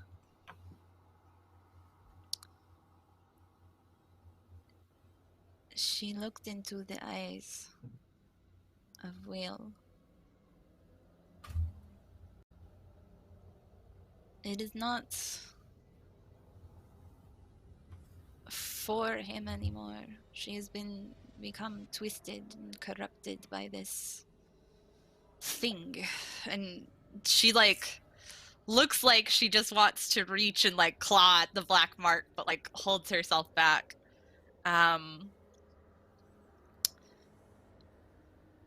It is she has always struggled with demons of a personal kind. Addiction, despair. This is just the darkest one yet. I don't know her well, but She and I have never really much had time to get to know one another. I only really know of her by reputation, to be perfectly honest. But it's easy to see how much you care for her. Sailix too, even though he doesn't know himself at the moment, I know that he wants her taken care of. Or he would, if he knew what he was about. I just want to make sure that this place that you're talking about taking her is it's not going to do more damage to the trust than the good it's going to do. You don't think that she'll hate you for putting her in there, do you? She just looks at Waldorf sadly. She already hates me, my dearest Dorf.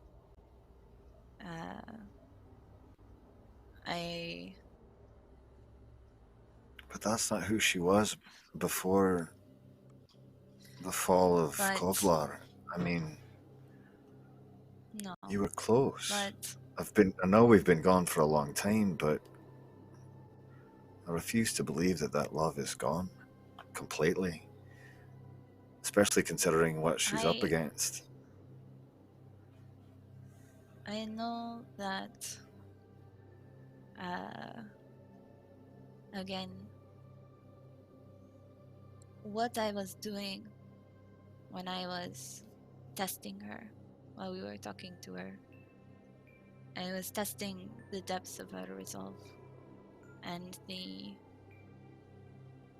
to understand, because I had to know.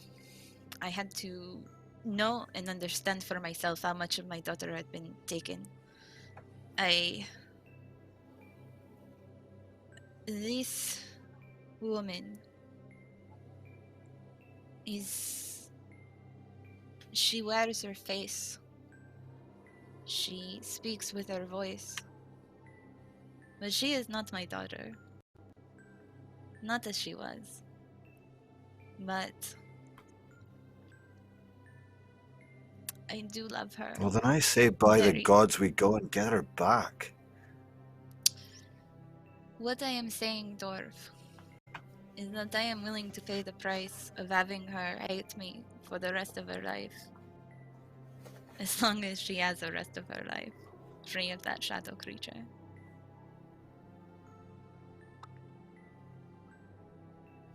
Right. So the question... The queens can keep her body safe and stop her from hurting anyone. You can keep her in that dream and keep her from knowing where she is? The trouble is that she has to remain sedated, and if we are going to go anywhere, I do not know how long we can keep up with the sedation.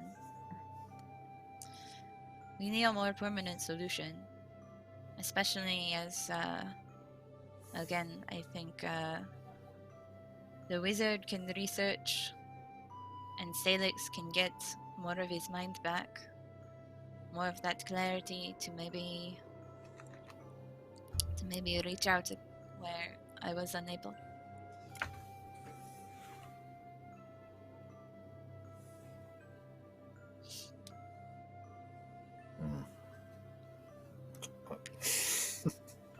Sorry. It's a cat. You do notice as well, there's a Varus wheeling into the hallway. Quizzically at the mess that has been made here. Vesperin would very quickly sort of, wipe the tears out of her eyes and try to put on a everything's fine face. Waldorf gives her like a fatherly pat on the arm. She's much taller than he is, so it's kind of elbow height.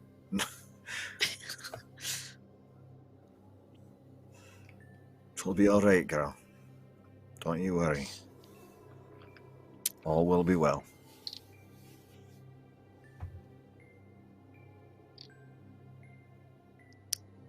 Varys. Hello. Yes. Do you have any insight into the shadow plane? It's little more than a mockery.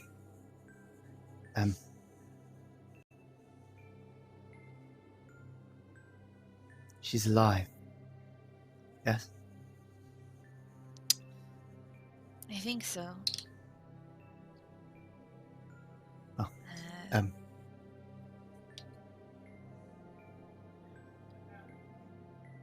Waldorf, your uncle. He's in town. Not this one. Kovla. My uncle. Uncle Brigvin. That's I mean, all I know. Waldorf looks taken aback, to say the least.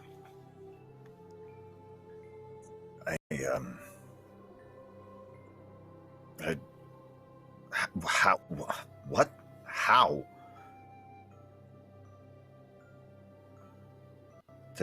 Has he asked for me? Nods.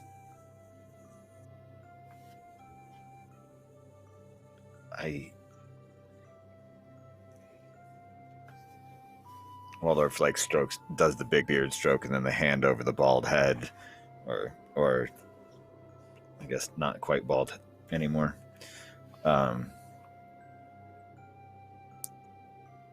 And then looks down at himself. I suppose I need a bath. Is Viridiana still around? Or do I need to send word? She's nearby. Yes.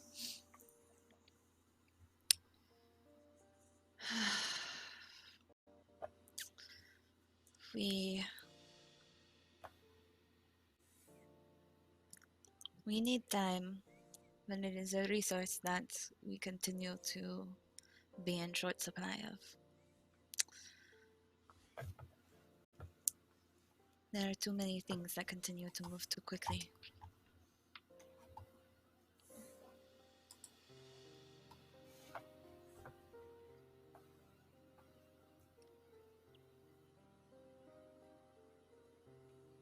Well, what should be done?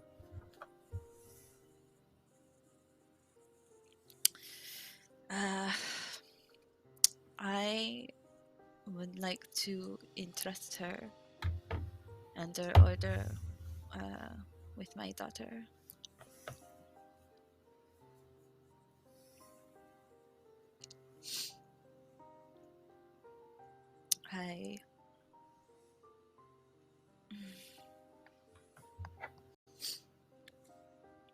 I think that that would be best until we can think of a better solution to destroy Zestrix.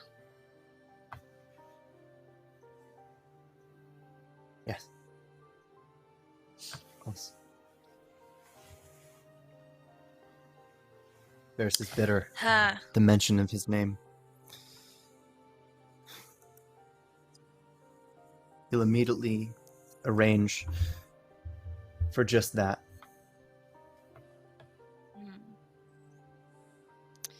It is strange, though, now that I think about it. And she'd look between Dorf and Zestrix, or Dorf and Varys before looking back at Aghi. Pharasma named Zestrix abomination. She attempted to execute him, that he lived on. Do you believe that gods can make mistakes?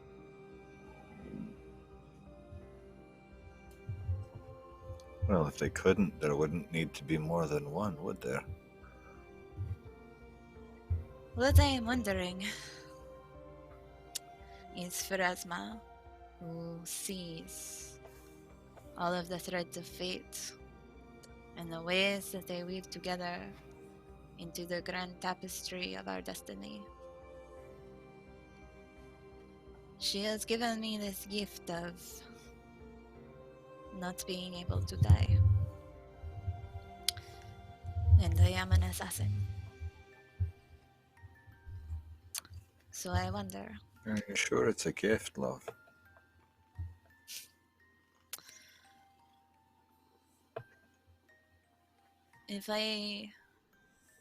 there was a time when I thought it was not, but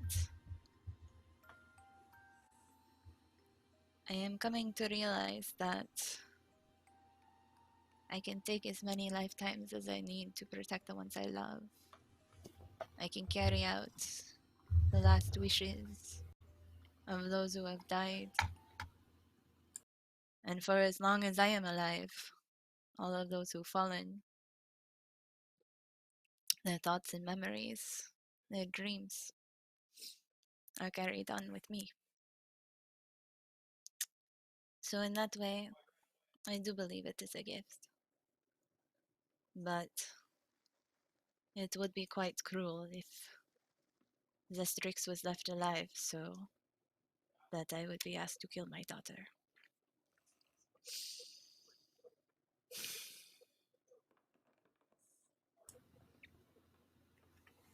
You seem... I don't know if determined or convinced is a better word, but you seem convinced he needs to die and be destroyed. He does. Are you certain? I have seen him destroy the lives of two of the ones I hold closest in my heart. And are you as certain that destroying him won't also destroy Sailix as well? That is why we do research. That is why we learn, we understand, we seek out That's ways. why we need the wizard. I'm not He's so never good in the around when library. you fucking need him. Never. Hmm. But I'm better with my hands than I am with my eyes. I mean, they work just fine, but I've never been much of a reader. I've always been more of a doer. I'll help how I can, On this but we are. get down. On this we are very similar. Sorry for the purring in the microphone. That's fine. Yeah, Waldorf says, I'll help where I can, but I'm not sure how much help I'll be. Did you mean it before, Waldorf, when you said that you thought you were beyond redemption?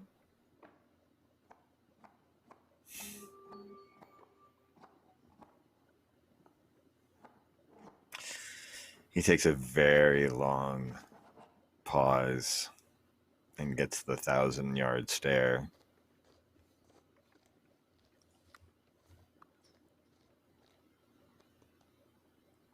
Perhaps someday. But it's a long road.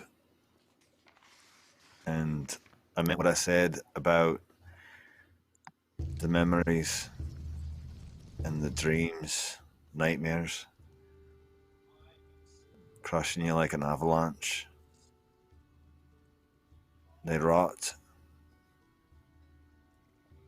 They rot within you. And I know that there's no way I'll ever be able to make right with the people that I've harmed. Most of them aren't alive to make right with. So It's really between me and the gods.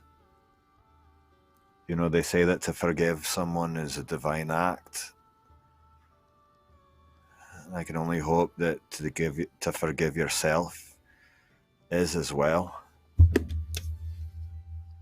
And hopefully someday then I will be able to bless myself in such a way, but no. Not yet. She puts Not anytime soon. she puts her arm around she like leans down and puts her arm around Dorf and sort of like draws him closer into like that sort of side hug thing.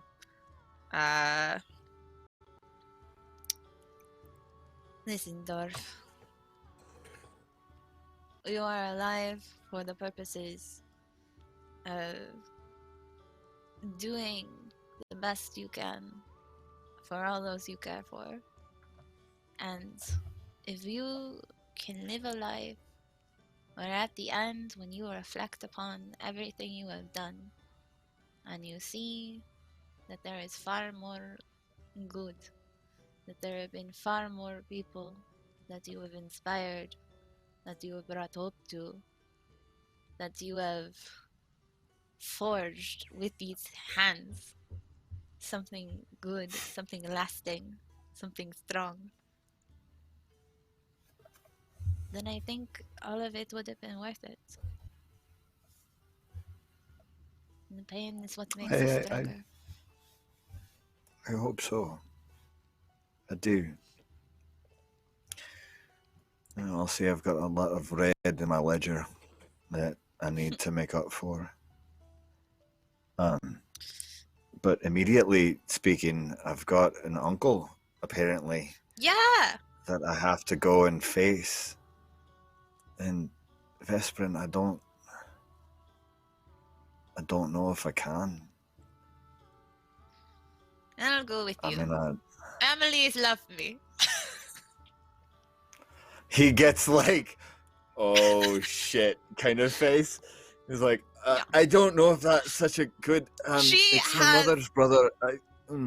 She has the biggest shit-eating grin. Like, oh no, it'll be fantastic. Again, I am so charming.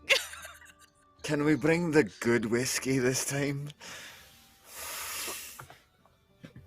Dorf, like the best. Are you saying that well, I would have with anything you, less? Well, that's what I'm. That's exactly what I'm saying. Is that all of your whiskey is good whiskey, but we need the good whiskey. It is not my fault, Dorf, that you and Sailix were so drunk that you went into my workshop and drank paint thinner instead of whiskey.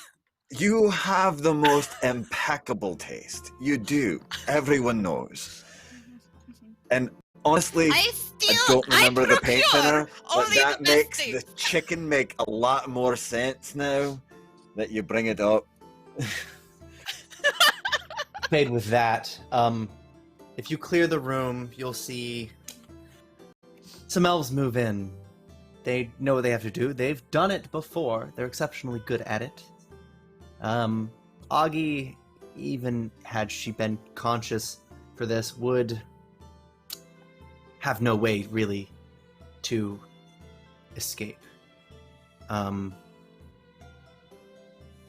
She's kept separate from the weapons that gave her her power, and now she's being delivered somewhere safe.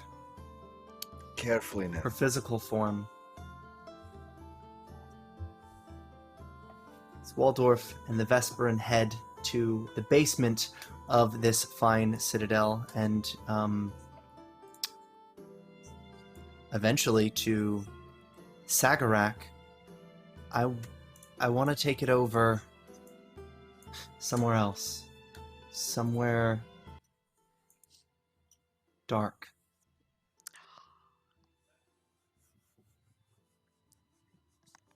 Black quartz is the sensation. Smooth stone, a coolness a mockery of existence, that which we would understand to be the plane of shadow. Aghi, you awaken. You look like a burnt husk, but slowly you seem to sort of hydrate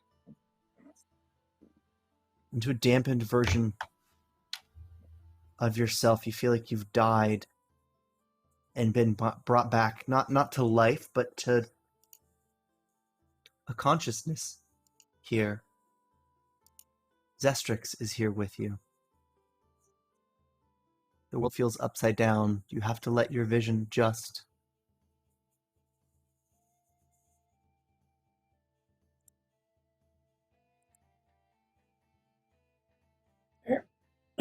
Where am I? I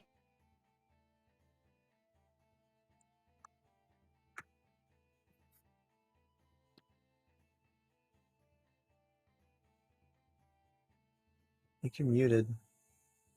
But looking around, you see structures. They seem upside down for a second before your mind adjusts them. Man, you realize you're standing. You don't know why you felt upside down. You're rooted in the ground. Not only gravity, but your eyes. Everything points to what would almost look like maybe Sagarak, except darker. You are home for now. You see,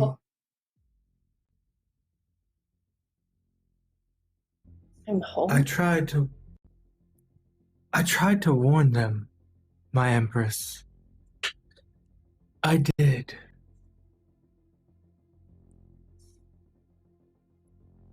They severed the bond that you had with the material plane. I told them that it would kill you. That you could not survive there without that anchor. And they severed it willingly.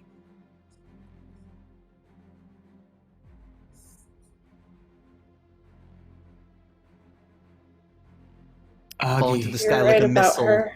landing hard in the background. A golem of stone. Continue, Aghi. Zestrix, go ahead. Aghi.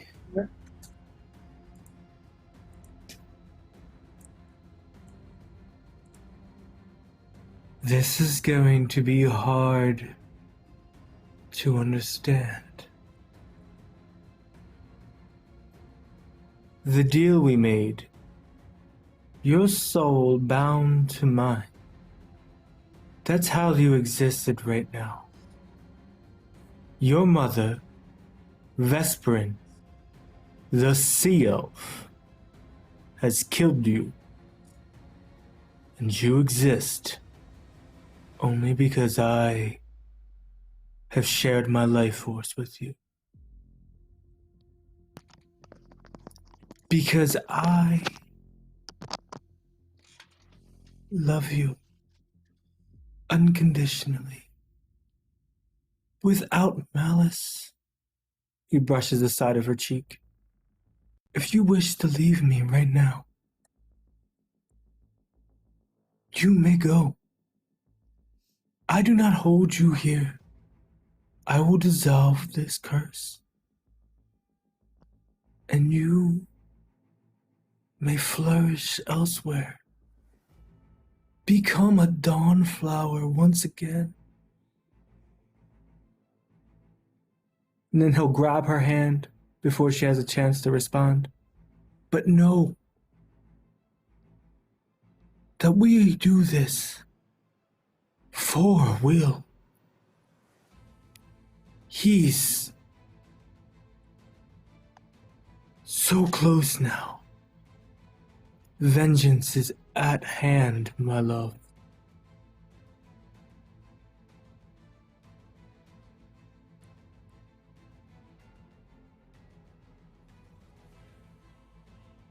Aghi will reach up and place both of her hands on either side of Zestrik's cheeks.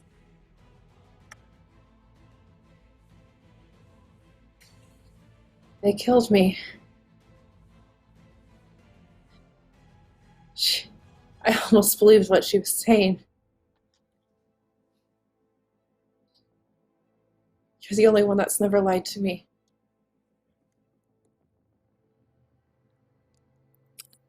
He'll bring her into an embrace and whisper in her ear, "And I never will."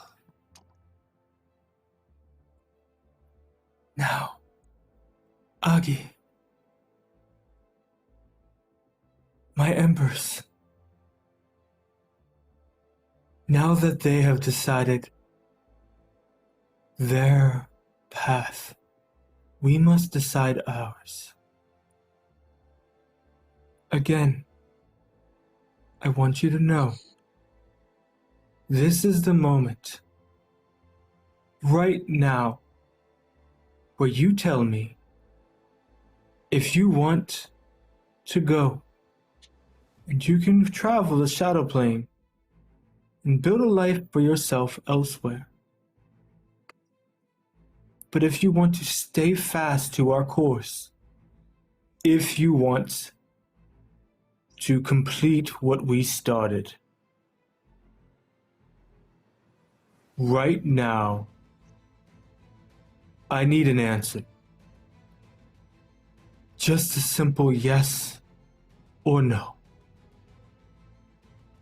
Will you leave? Or will you stay?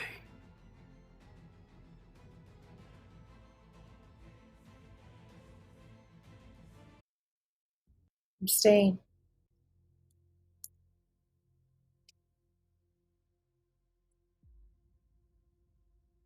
Then that... He'll press his lips to hers as a smile spreads across his face.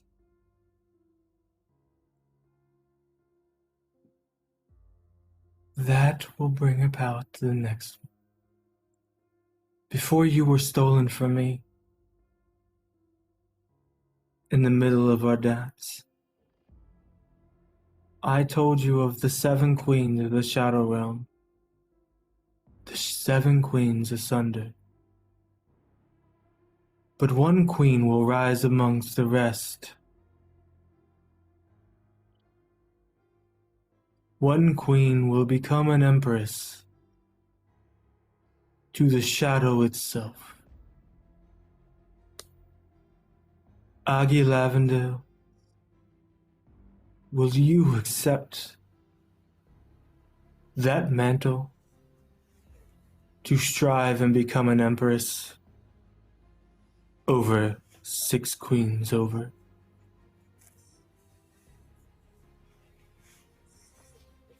Yes. Zestrik's forms rapidly change as shadowed angel wings unfurl from his back. He wraps her in an embrace as he rises to the sky. Closer and closer to the horizon they get. But there seems to be no end in sight as the shadow goes on forever. High above, what she could now see is laid out exactly as Sagarak was. Holding her in one arm, Zestrik produces a circlet crown in the other, and he looks to her. My Empress, this is what our work was for. All we have done has been for this. This is your title. This is your life, your power, your identity. This is the Queen's mantle of Sagarak. As Haral had his crown, you have yours. And with the blood in your veins, from him. This rightfully belongs on your brow, and yours alone. Do you accept, my Empress?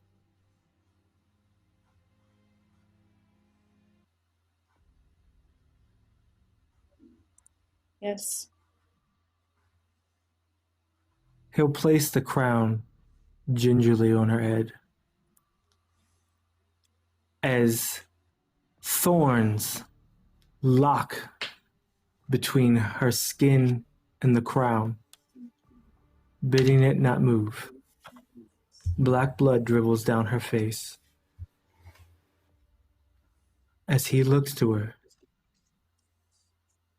the last question, my dear. This power, would you accept it to become the herald of the shadow? The herald of power? Would you do it to bring me permanently into the world and let me feel, finally, would you bear this burden for me?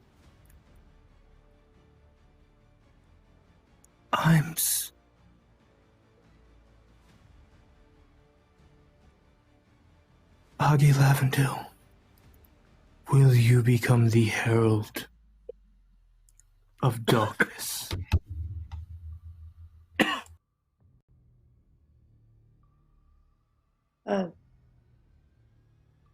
Augie will place a hand lightly on his cheek, just sort of brushing her thumb over his cheekbone. Of course. Will you grant me with a kiss for your coronation?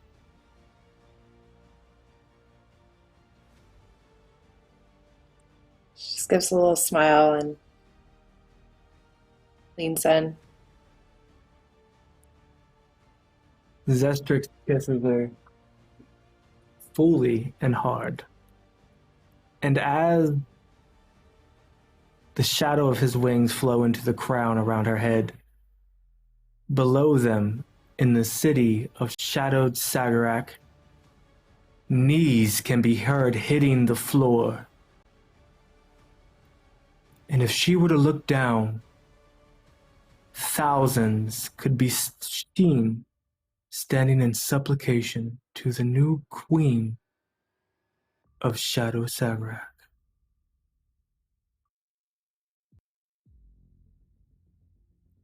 She doesn't look down. Her eyes are only on him.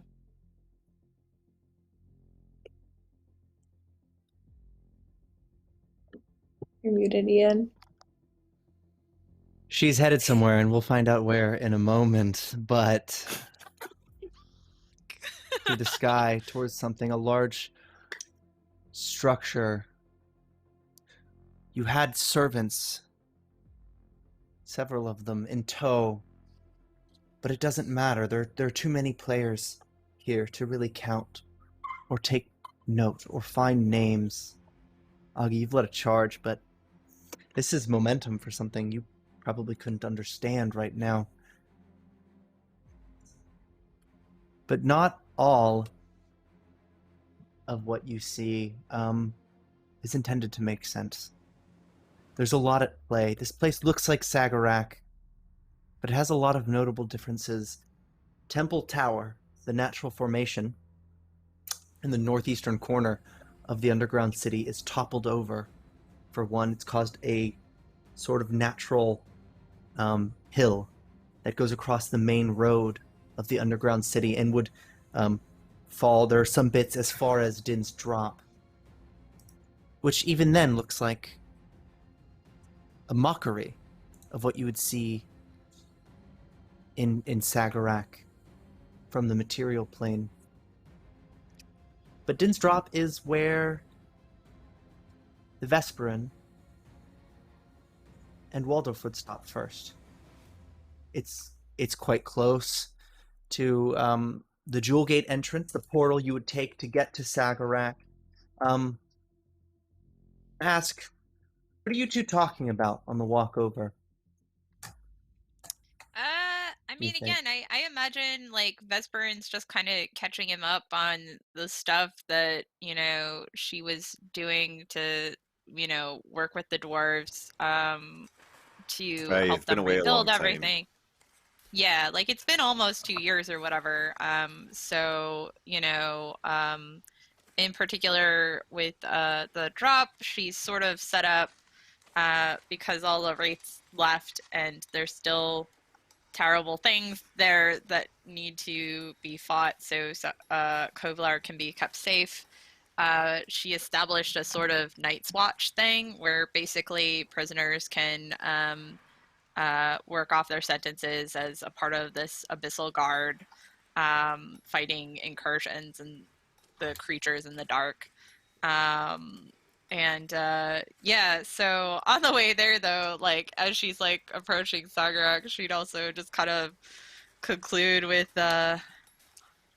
you know, it is it's kind of sad now to think about it.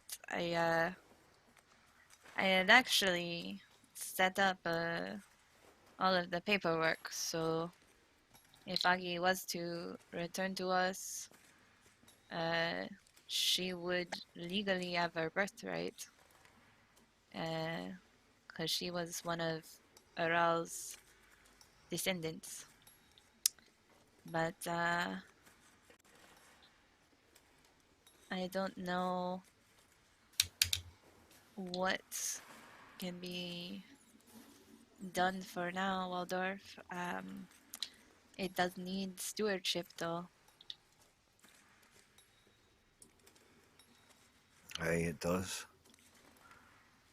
Waldorf's a little choked up because this is really the first time that he's been back to Sagarak and Kovlar since the Unforgotten left for the last time after the fall of Kovlar.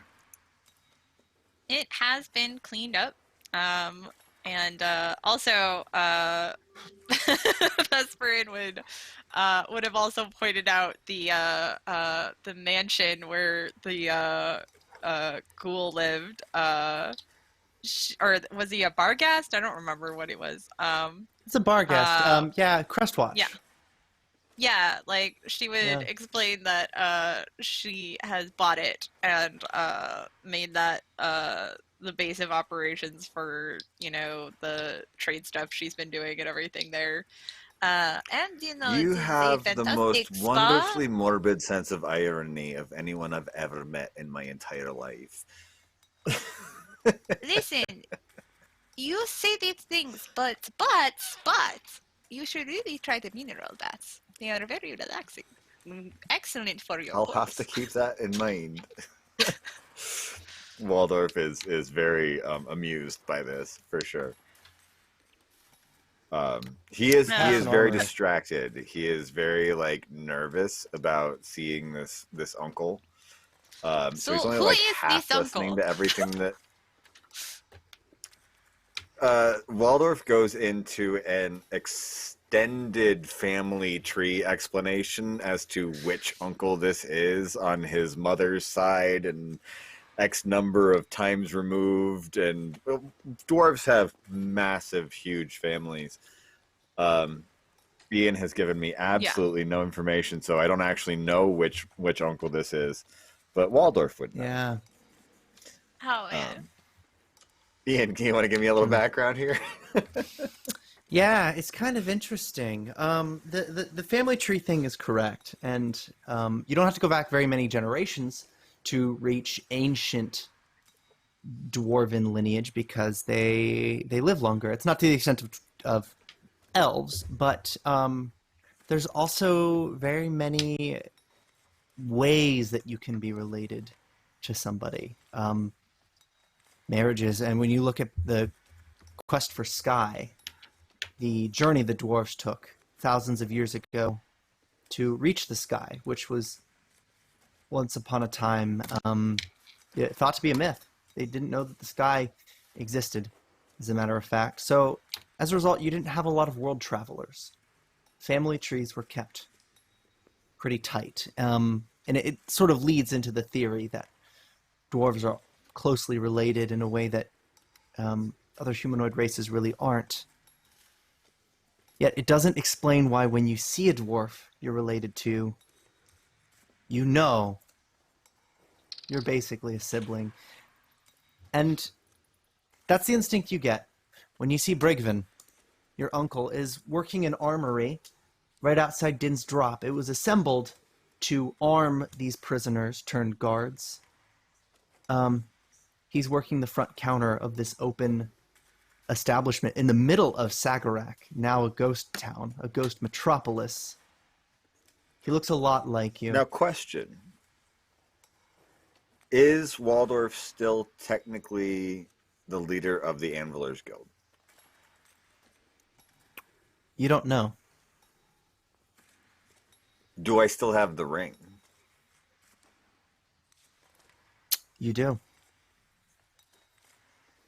So, possession is 9/10 of the law. I would have made sure that I have that ring on at the moment. Or at least not not on, but definitely on my person, just in case I need to return it to the elders of Koflar.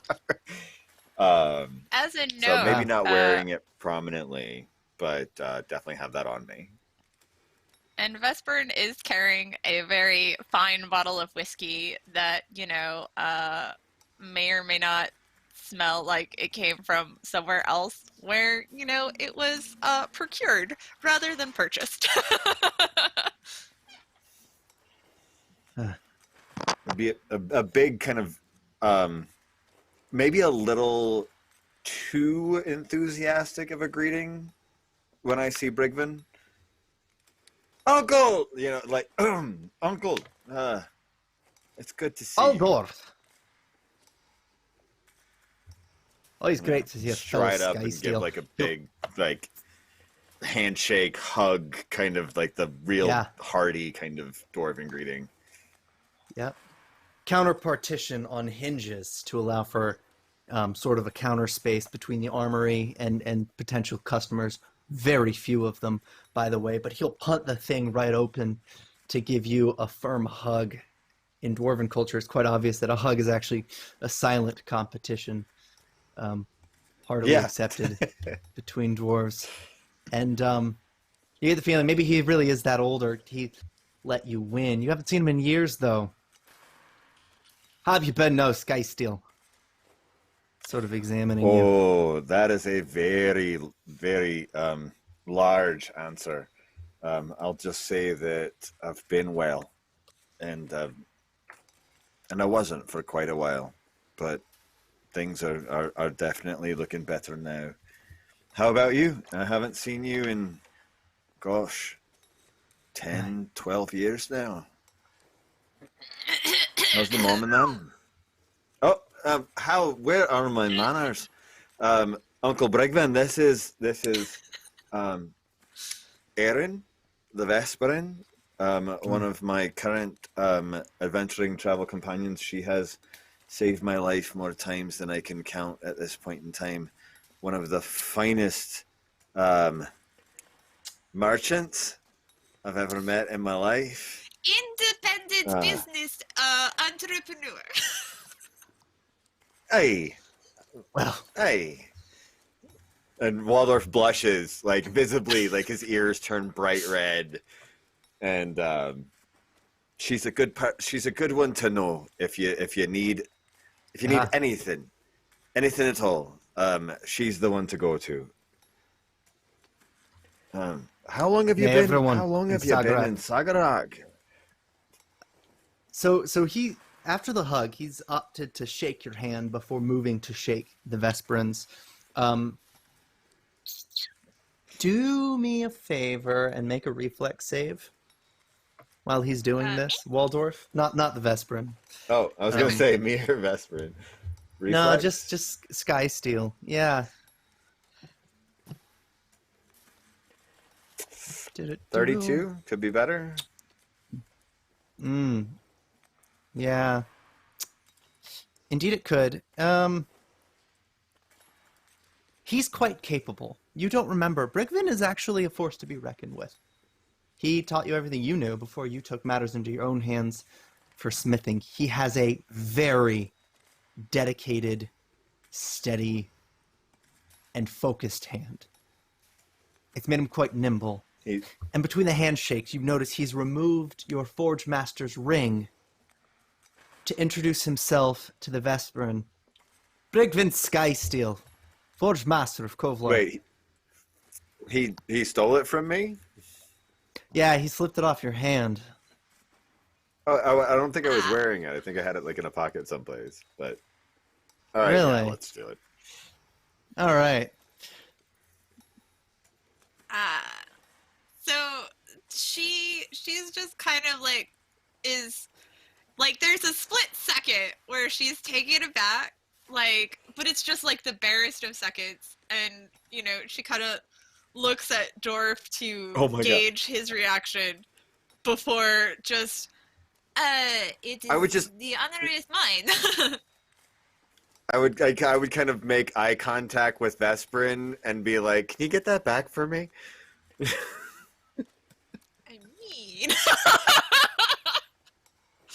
I mean, it's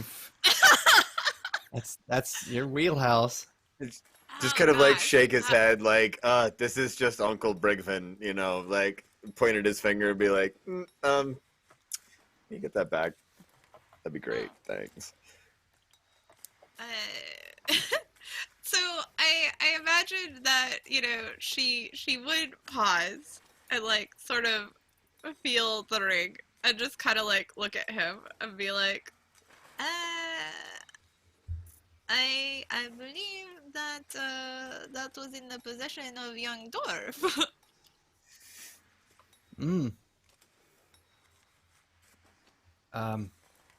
Skysteel, yes. It's come to my attention. Previous Forge Master may be given the honor of the weapon. Looking down at the ring. Not this dignifier, no.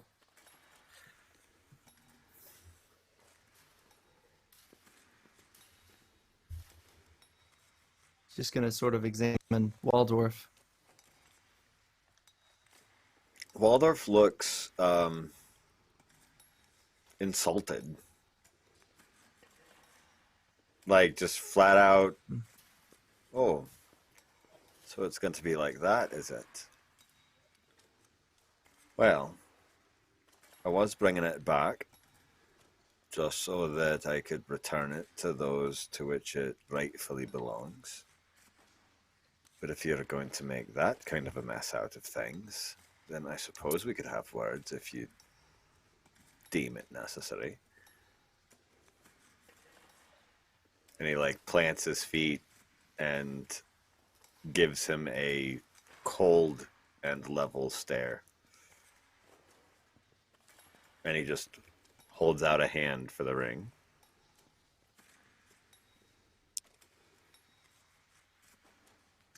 You've had your fun.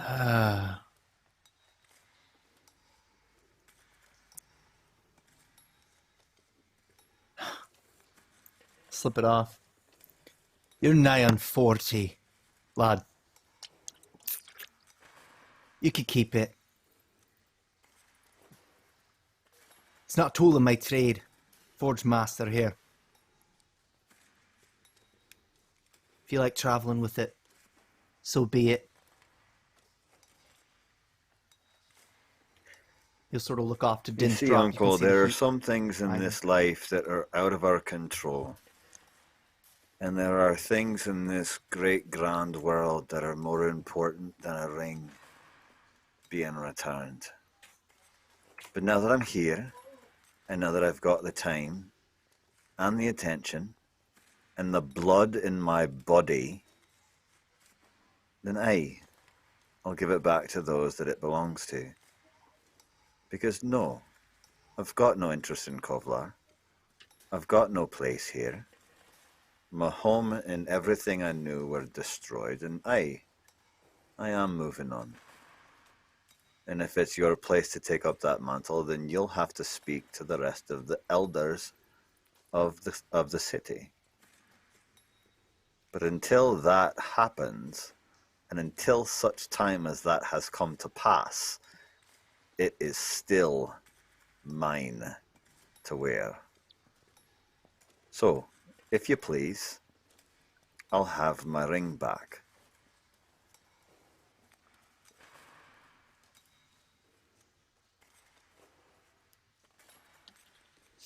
Embarrassed, he'll offer it back. Not trying to make a show of things in front of his constituents. You do notice there are guards about, too, in the 4 buildings that make a sort of quad on the far end of Din's Drop.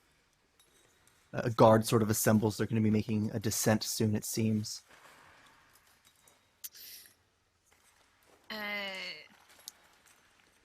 Perhaps we can take this conversation somewhere a bit more private, where you can catch Dwarf up with what has been happening. I would like to know more, any reports of, I know I'm a bit early, but you might as well while we are here, because I do not know when I would next be able to attend personally. There has to be someone somewhere nearby or someplace more comfortable for us to have a drink and catch up on old times, eh, Uncle? Perhaps we should get a couple of the other elders to come and give their 2 cents as well, and we can just make a whole big show of it. What do you think? Aye. Let's have at it, then. He'll flip a sign Right. and Sounds like a plan. open to closed. And something like that, all aggression, all tension on this dwarf's face just completely boils over. Once you clock out from your concerns, from your troubles, you're ready to celebrate. And with that, he sort of flings the drama, the tension, the familial problems right over his shoulder. Right. And there's an air of merriment. Like claps a big about arm Brigman around once his again. shoulders and, you know, tell me about your wee ones and my cousins and everyone back home. I haven't been back since I left for the academy. I didn't think any of you would find me here. Come, all right, come on, let's go. And you know, the flask comes out, the whiskey starts to pour. Oh, Skysteel. Even before they find some place to settle down and actually drink, the sips and the nips are coming, you know. You and your learned ways. You ever figure out how that thing works? The bag. There, it's bigger on the inside. How it works? No. That it works? Aye. Ah? Although, flask. you know, I have made a friend recently who could probably figure it out or explain it to us if we like. He's a bit out of town at the moment, but I tell you what, this wizard, he's a banger, I tell you. And starts going off in a rant about how awesome Rune is and all of the amazing feats. He turned an entire airship into a bird. I tell you, it was the most amazing thing I've ever seen. I was an elf for a full 2 days, and then an orc and a goblin. Yes, that was I'm not lying to you. I impressive. swear. So luxurious. Brigman all but clutches his pearls when he says the thing about becoming an elf. I know. Imagine my surprise. Imagine how I felt being stuck in something that tall and hairless. With that, And not in a good The way, spirit mind just you. like takes a sip of her drink because that's none of her business. Although, Fantastic. Uncle, there was this girl, or is, I don't know. Think it's still up. Well, no, never. And he blushes again, There like just is a ears bright girl. red. There is a girl. No. Never mind that. Never mind that. She just like Ah, gives the uncle like a look of like.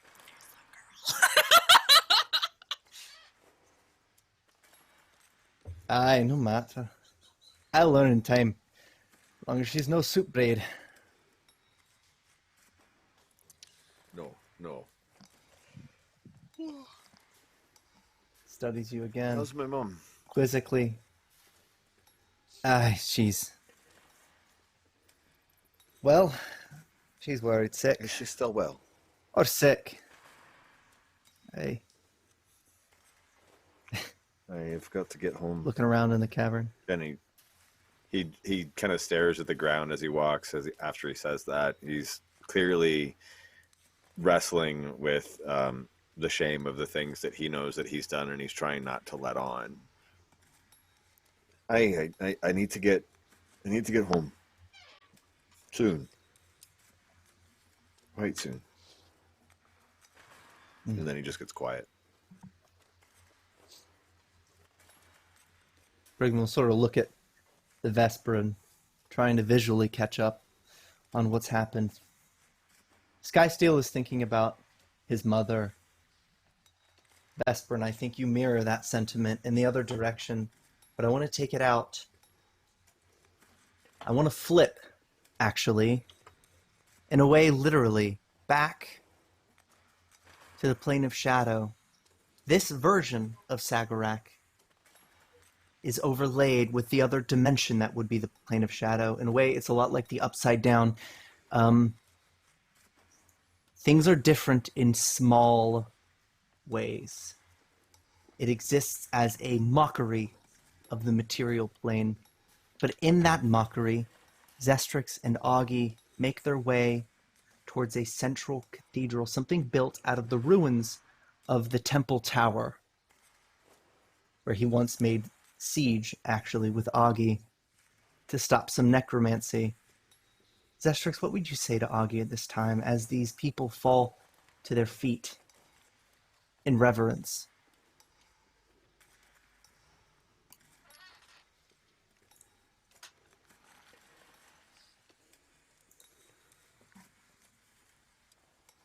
I think you're muted. Aghi, I want you to know that for almost 2 years I have called you my queen. And in that is true. You are my Aghi Lavendil's queen. But to them, his emotions to the people bowed in supplication. You are an empress. You are one of 7 that hold a bid to become the Herald of Shadow. Stopping her, he'll grab her tightly around the wrist and waist and pull her towards him, looking directly in her eyes. And do you know who one of the other 7 are, Aghi? Tell me. Hysteria.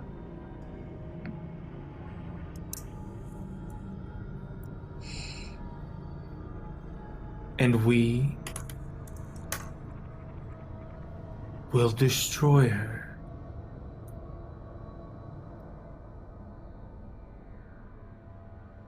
What no one knows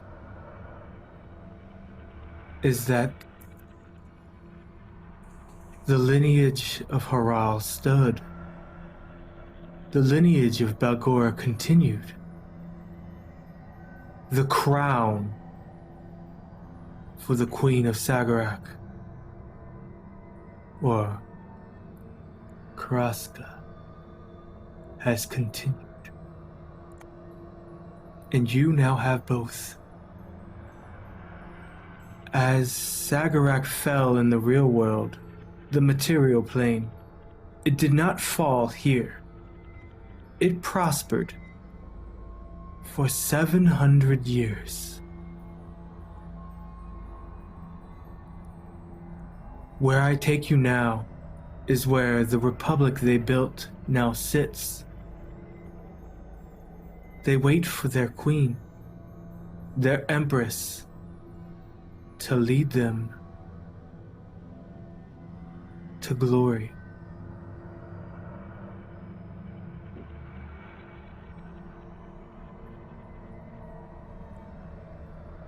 Sounds like we have 6 queens to kill.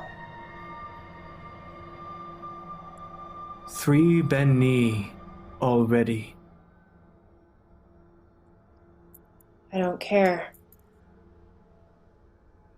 We have 6 queens to kill.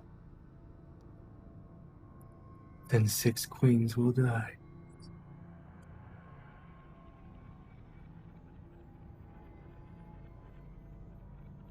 We save hysteria for last, because I want to savor it.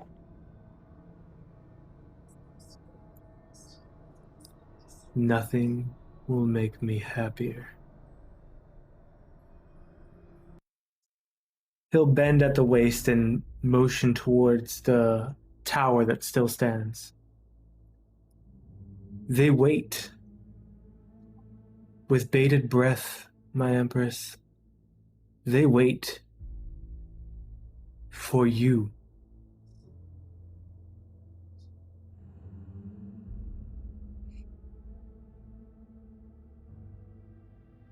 She'll turn, just grab Zestrix by the back of the head roughly and kiss him. I suppose they shouldn't wait any longer. It's time.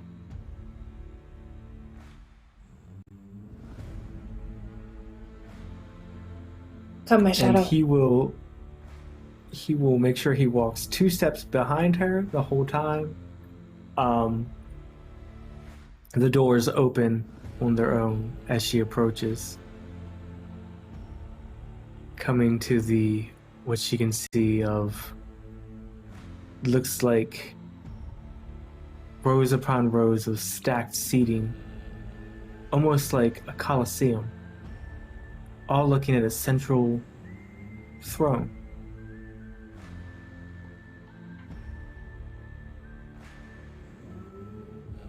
Aghi, I will let you know. Up until now, we have played games. I have prepped you for what's before. Now, when you sit in that throne and you take your place as the rightful heir of Kagos, you will be forever changed. Are you ready?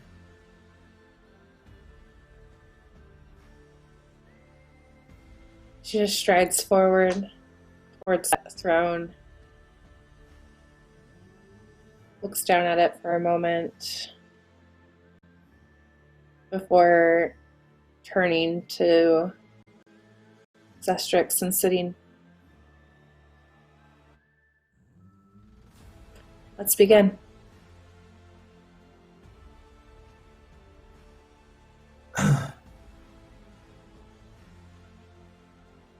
So, hold on. Sorry, I'm reading.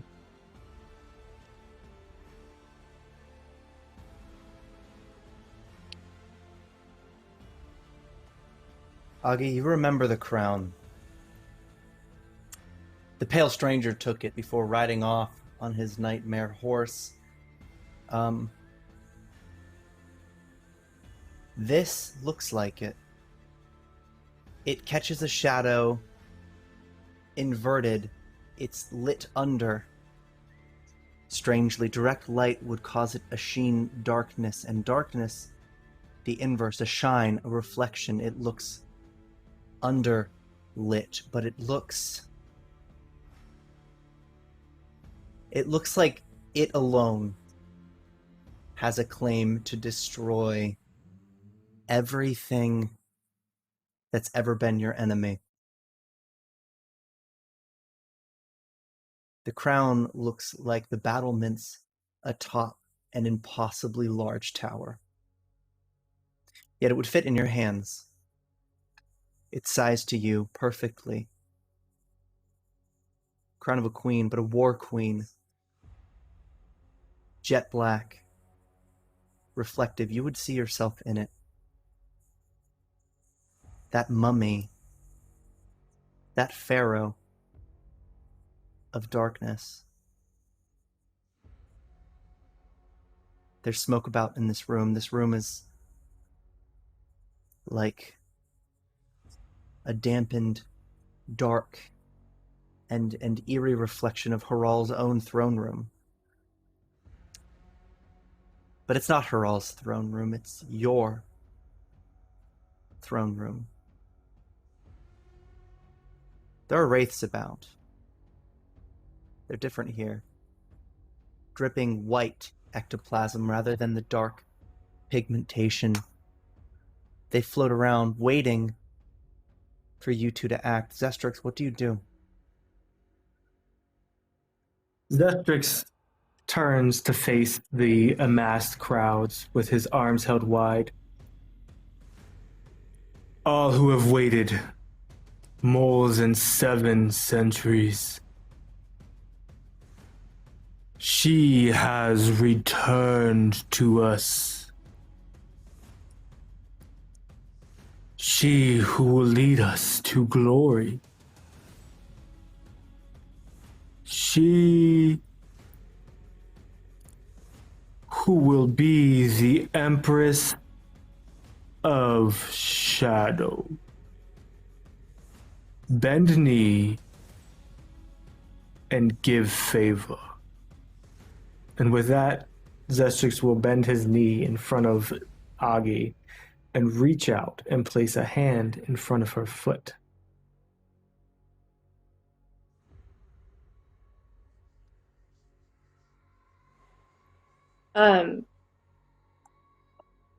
Aghi sort of sits there for a moment, looking at her reflection in the crown before putting it on and standing.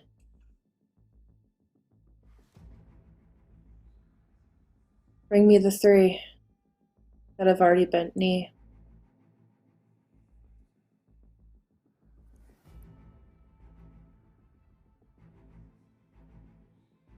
And in will march 3 women, drably dressed, nothing compared to Aghi's ballroom gown that she still wears. Zestrix will move out of the way as they bend their knee.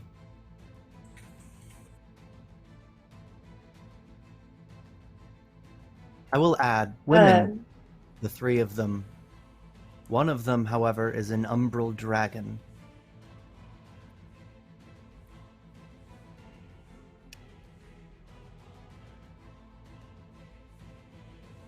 They wait for you.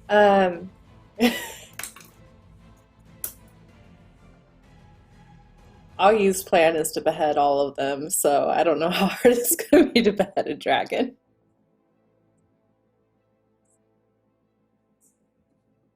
Interesting. You have your axes in this place. In this state. They look at for you for any sign of agreeability. They're trying to scan you, figure out who you are. Zestrix holds up What's a your hand. move? Mm-hmm. Up. My queen. My empress. And he'll look up to her, and with a wink that only she would catch, he motions to the other 3, bending knee. There's no need for that right now. In your new position, you must express all of the abilities of your station. And with your first act as Empress, let it be one of unification. And then he'll whisper to her ear, the bigger the army, the better.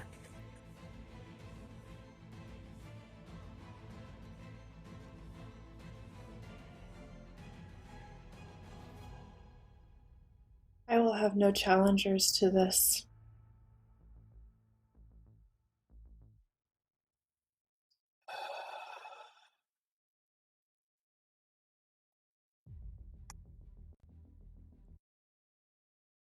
She'll look at the three.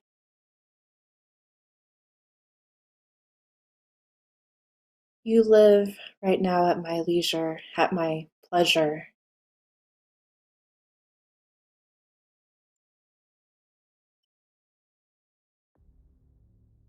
But for now, just for now, I will let you live.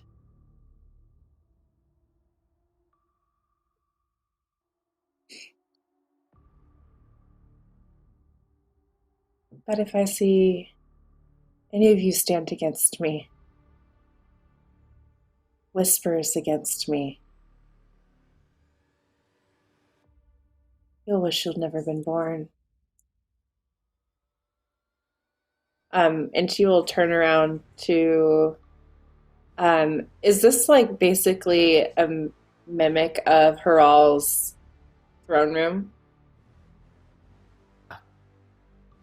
Then she will walk past that throne towards where she remembers that war room being that Haral used to have. If it's there. Yeah, I mean, everything is the same. It's a shadow of Sagarak. As she walks out, Zestric opens his arms wide to the three. Your life has been spared by the Empress. Join her in the rule room and construct your forces. Then he'll look up to everybody in the stands and begin to smooth over what just happened. Your Empress has shown an act of mercy on her first breath. She has shown strength and wisdom of knowing when to kill and when to show mercy.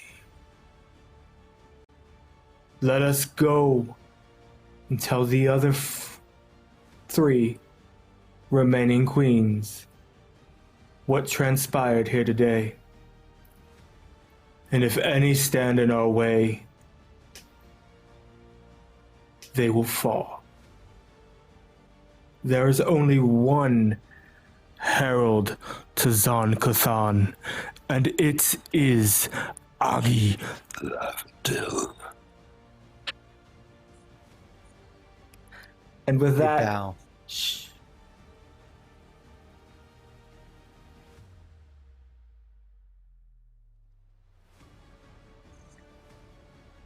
Aghi leaves for the war room, planning immediately on her arrival in this shadow metropolis of royal import, evidently. Now,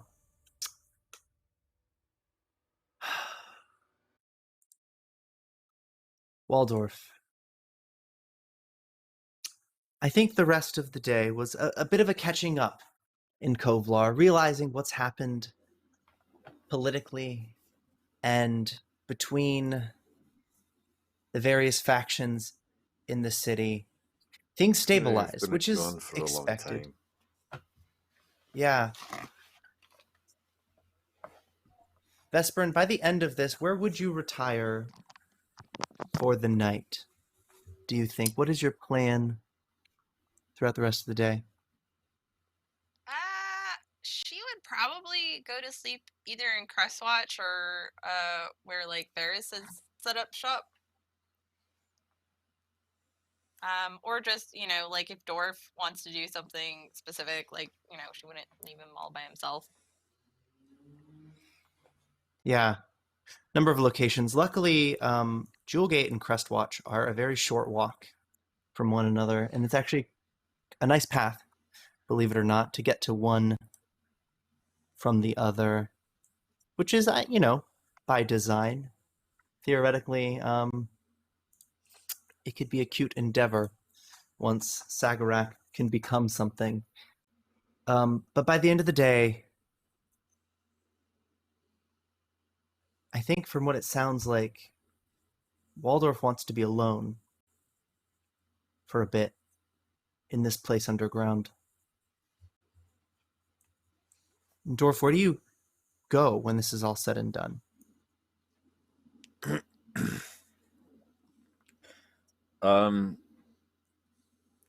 He just starts to walk. Actually, he makes his excuses. He says his good evenings, and then he just kind of lets his feet lead him. And where I think they eventually lead him is to the Temple of All Gods in Sagarak. Waldorf has always, ever since he was released from the control of Droskar, has been kind of a cleric without faith. For a time, he just kind of prayed to the entire Dwarven pantheon, and only recently has started kind of zeroing in on Torag as the kind of pinnacle of that that worship. Torag is kind of the father of the Dwarven pantheon, and so yeah, Waldorf finds himself at the Temple of All the Gods and starts the climb to Torag's shrine at the top of the temple, I believe. Yeah, is there any sort of danger in the way there, or is that just kind of No. Almost frustratingly calm. He isn't really even paying attention to what's around him. You know, Waldorf has gotten to this point where he feels powerful enough and strong enough in his abilities to be able to defend himself. And Sagarak is kind of old hat at this point in time.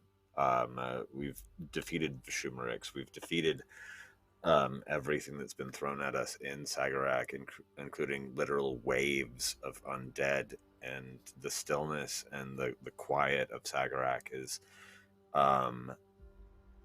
it kind of lulls him into a bit of a meditative state, and he's just putting one foot in front of the other, in front of the other, in front of the other, until he finds himself at the shrine of Torag at the top of the tower.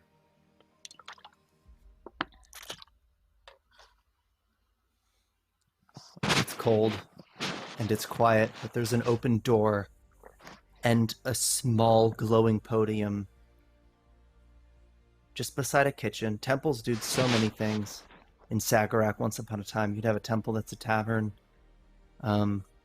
Things aren't much different in the overworld, but you know, this is a very particular one. To worship. It's just by the bunk beds. This is where people would rest and the top of their pilgrimage. And they use this space to reflect a small shrine to Torag. There's a massive one in the center chamber, but it doesn't call to you like this one does. No. Hums and glows. And he would, as he's walking through, he's kind of running his hand over the footboard of the bed and the rail of the chair, and he is looking around and trying to kind of see the people that used to worship here. The way that this place was built and put together is for the living, and this place has only been inhabited by the dead for so long that he's kind of lost in that reverie and that looking back into what this place was as opposed to what it is now. But his feet keep carrying him ever forward to that small shrine, maybe in servants' quarters, something like that. It's definitely not the big one in the center chamber, but that small intimate shrine to Torag over in the corner.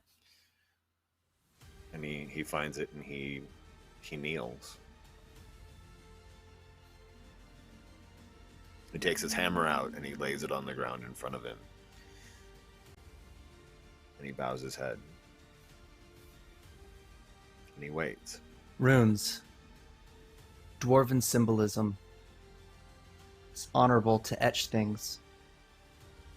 Roughly is fine. Elegance isn't where the credit is due. When you pay respect to other gods, but in this shrine of carving, Regathiel, some elven god of vengeance. Nethys, god of magic and of chaos. The symbol's paired next to the symbol of Regathiel. Beside it again, Pharasma. A fourth symbol, the symbol of Desna. Elven god of dreams. And then a bow with an arrow. You remember Poppy was a cleric of, or a champion, was it? Of Aristil. That's this symbol. Falling into the group, and then above, on this shrine, a symbol of Torag. The hammer, it's a bit elongated, this depiction. It's crossed with a chisel. The mark of the builder, that comparison was lost on the elves. The chisel is a holy Waldorf symbol. would take out his guiding chisel and lay it alongside the hammer. When you do, it produces, you see an elven hand that produces that chisel. Set it down, you feel your nature destabilize for a moment, but hone back in. He doesn't even blink. Yeah. It doesn't shock him to be orc or elf or goblin or dwarf or anything else at this point in time. Waldorf sees it as being all one.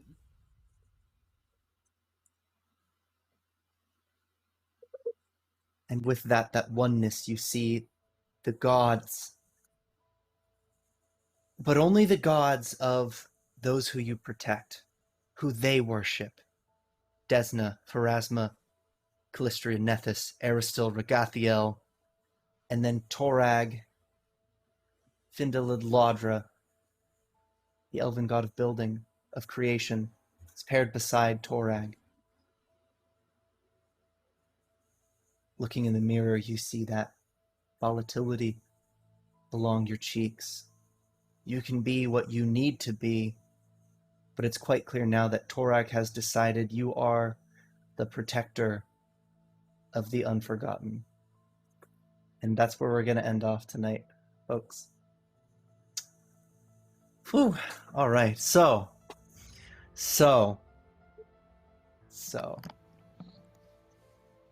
Man, all right. So, yeah, 50% hero, 50% villains. I think it's the house blend. Truly. Oh my.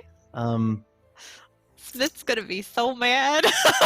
Yeah, I know. And I love the part that the wizard not being here Yeah. was the wizard's fault of like, when the wizard's here, it's like, damn it, wizard. And when the wizard's not here, it's like, damn it, wizard. Damn it, wizard!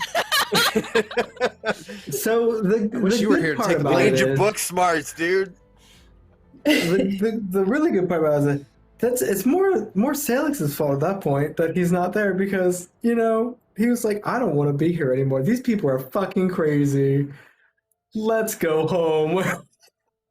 Oh, And it's oh really all God, but then Sailix's he fault didn't for go fucking home. launching off into the goddamn maelstrom with no tether whatsoever. You really did it to yourself. 14 years? You got nobody to blame but yourself.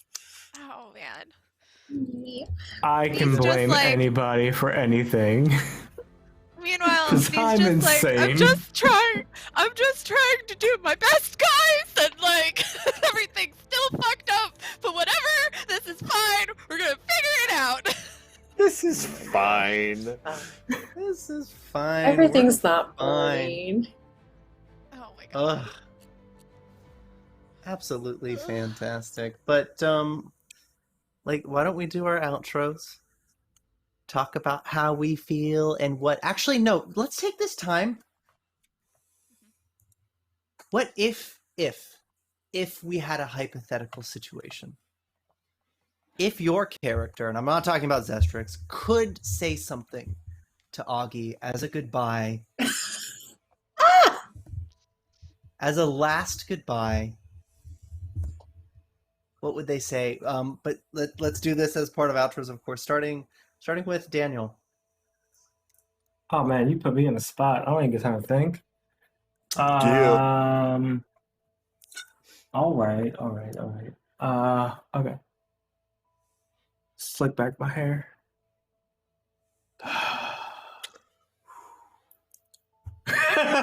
Look, man, I gotta get the fake hair to have it feel realistic. If it was Sailix, as of now, he'd be like, bitch, who are you? Oh yeah. Oh my God. I mean, Sailix, honestly, at this point in time where he's at this moment, he said what he could say to Aghi as a last word. I forgive you. Yeah. And all this other stuff. And that's all he could say because in that moment, the overwhelming urge was either to kill her or utilize the memories that Rune provided. So he utilized the memories that Rune provided and did not give in to bloodlust. So hopefully that was enough to show Aghi, which it wasn't, that bloodlust isn't everything. Because even a insane motherfucker could be like, hey, look, no. But, it's whatever. Anyway, Yeah. I'm Daniel. I played Zestrix tonight. It was a great time being an evil asshole that was able to manipulate people or manipulate one person. I love you, Sam. All night. And I really can't wait to see what happens going forward because I love being able to lay down a villain and see the plan kind of ripple out and what happens from there. So also, if you did enjoy what you see tonight, go check us out on YouTube in 1 week's time. You'll be able to catch all the shenanigans we did tonight there. It'll be awesome, I promise. Yeah, thank you so much for your service. Oh dear villain. I don't know if my players are better villains than I am. James. Yes. Sorry for being late tonight. But thank you for letting me jump back in. Once again, as always, before I get to my final words to Aghi, don't forget to check us out on Patreon at patreon.com/penny for a tale. Give us all of your hard-earned money because you love us and we love you. Tonight was surprisingly emotional. That was I'm I'm dealing with a lot of Waldorf stuff now, and having a family member and having to deal with all of that backstory and stuff is really kind of entertaining. He is no, I cannot tell you how much I love this character and how grateful I am to play him. The one thing that he would have to say to Aghi, though, if he could reach her now, is you are not alone, and that we are here.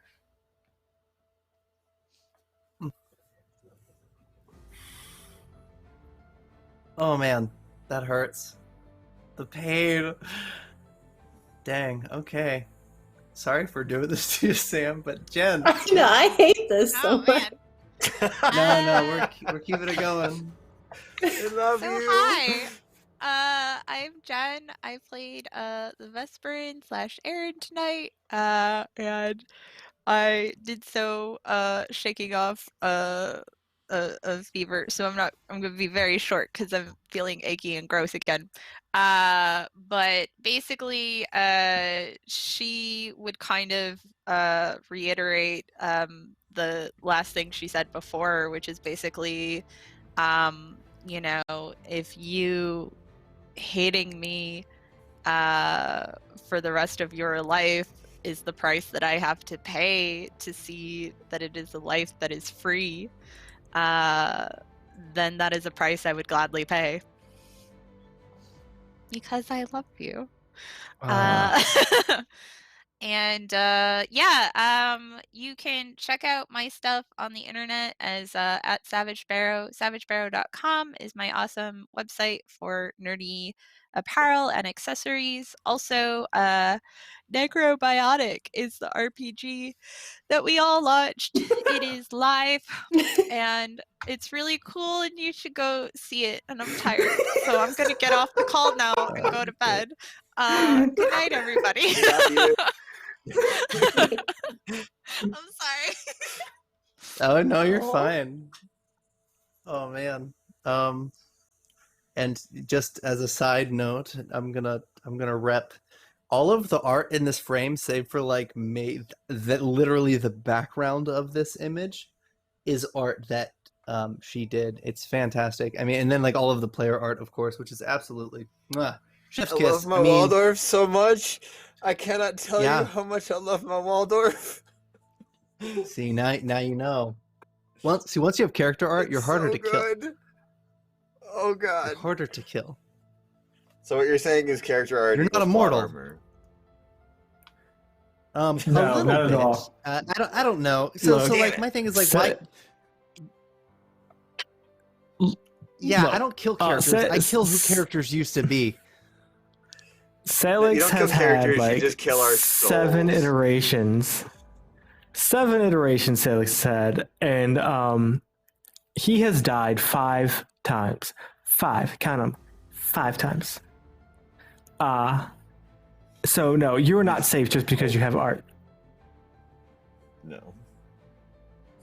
True, but you're also not going anywhere. So, Well, and we and still then gotta okay, bring nature Rune, back what would you eventually. say to Aghi if Rune's not Oh. here?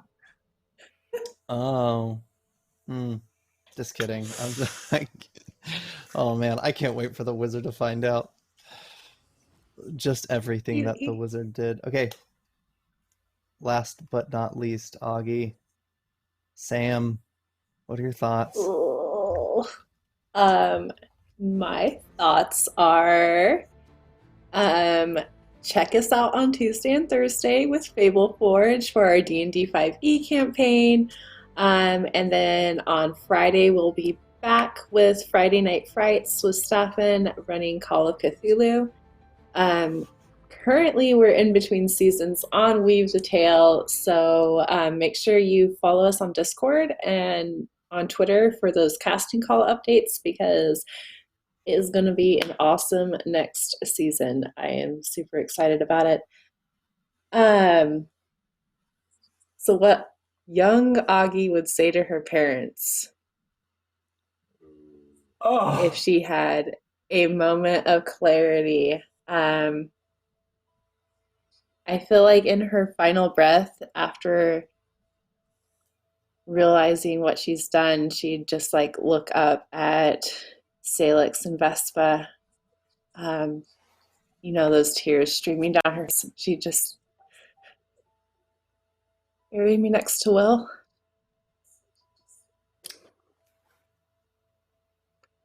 Yep. Yeah. Well, in that, folks, after what, 20, 25 episodes with Aghi, Fuck, dude. that's how you make a villain. That is how you make a villain. And it's funny. I'm gonna gush for a second. It's funny. Oh, yeah, fuck because you. so I've Oh 4 my months God. I have said that I considered Augie's story because she started so young, literally 12 when the campaign started, 14 when she met the party. She's like 21 now. God, dude. The weird thing is that I always saw this story as Augie's origin story, even though it took her to like level 15. And now it kind of came into fruition. I didn't always see Aghi as the villain, but eventually it started to make a lot of sense. And it has been a long road to her corruption. This background, this overlay for Aghi's choice exists almost entirely as a metaphor. This is the river of blood that has led her to this chapel where she adorned the crown and ultimately made her decision to give up the material plane. In a way, now she has no choice, and the power has consumed her. But if you think we're out of the woods, think again, because Augie's alive, and I'm never not going to use that as a potential weapon. But for now, Augie's gone as far as our heroes are concerned. As far as our show is concerned, next week is not episode 60, but it is a one-shot, same time, pretty much same cast, and then the following week we'll have another one-shot. They are connected in the sense that it's the same system and the same setting and the same greater continuity of characters and the like. Next Sunday will be GM'd by our very own Sam, and then the Sunday after will be GM'd by Jen. I think we're all about wrapped up on casting for it, but one-shots are great fun. They're especially fun in Pathfinder, in my opinion. If you're looking to get that Pathfinder fix, all I'm saying is we're not going anywhere. And then the first Sunday of June, I will be back for episode 60 of Age of Ashes, and many, many more to come. So thank you so much for watching, and good night.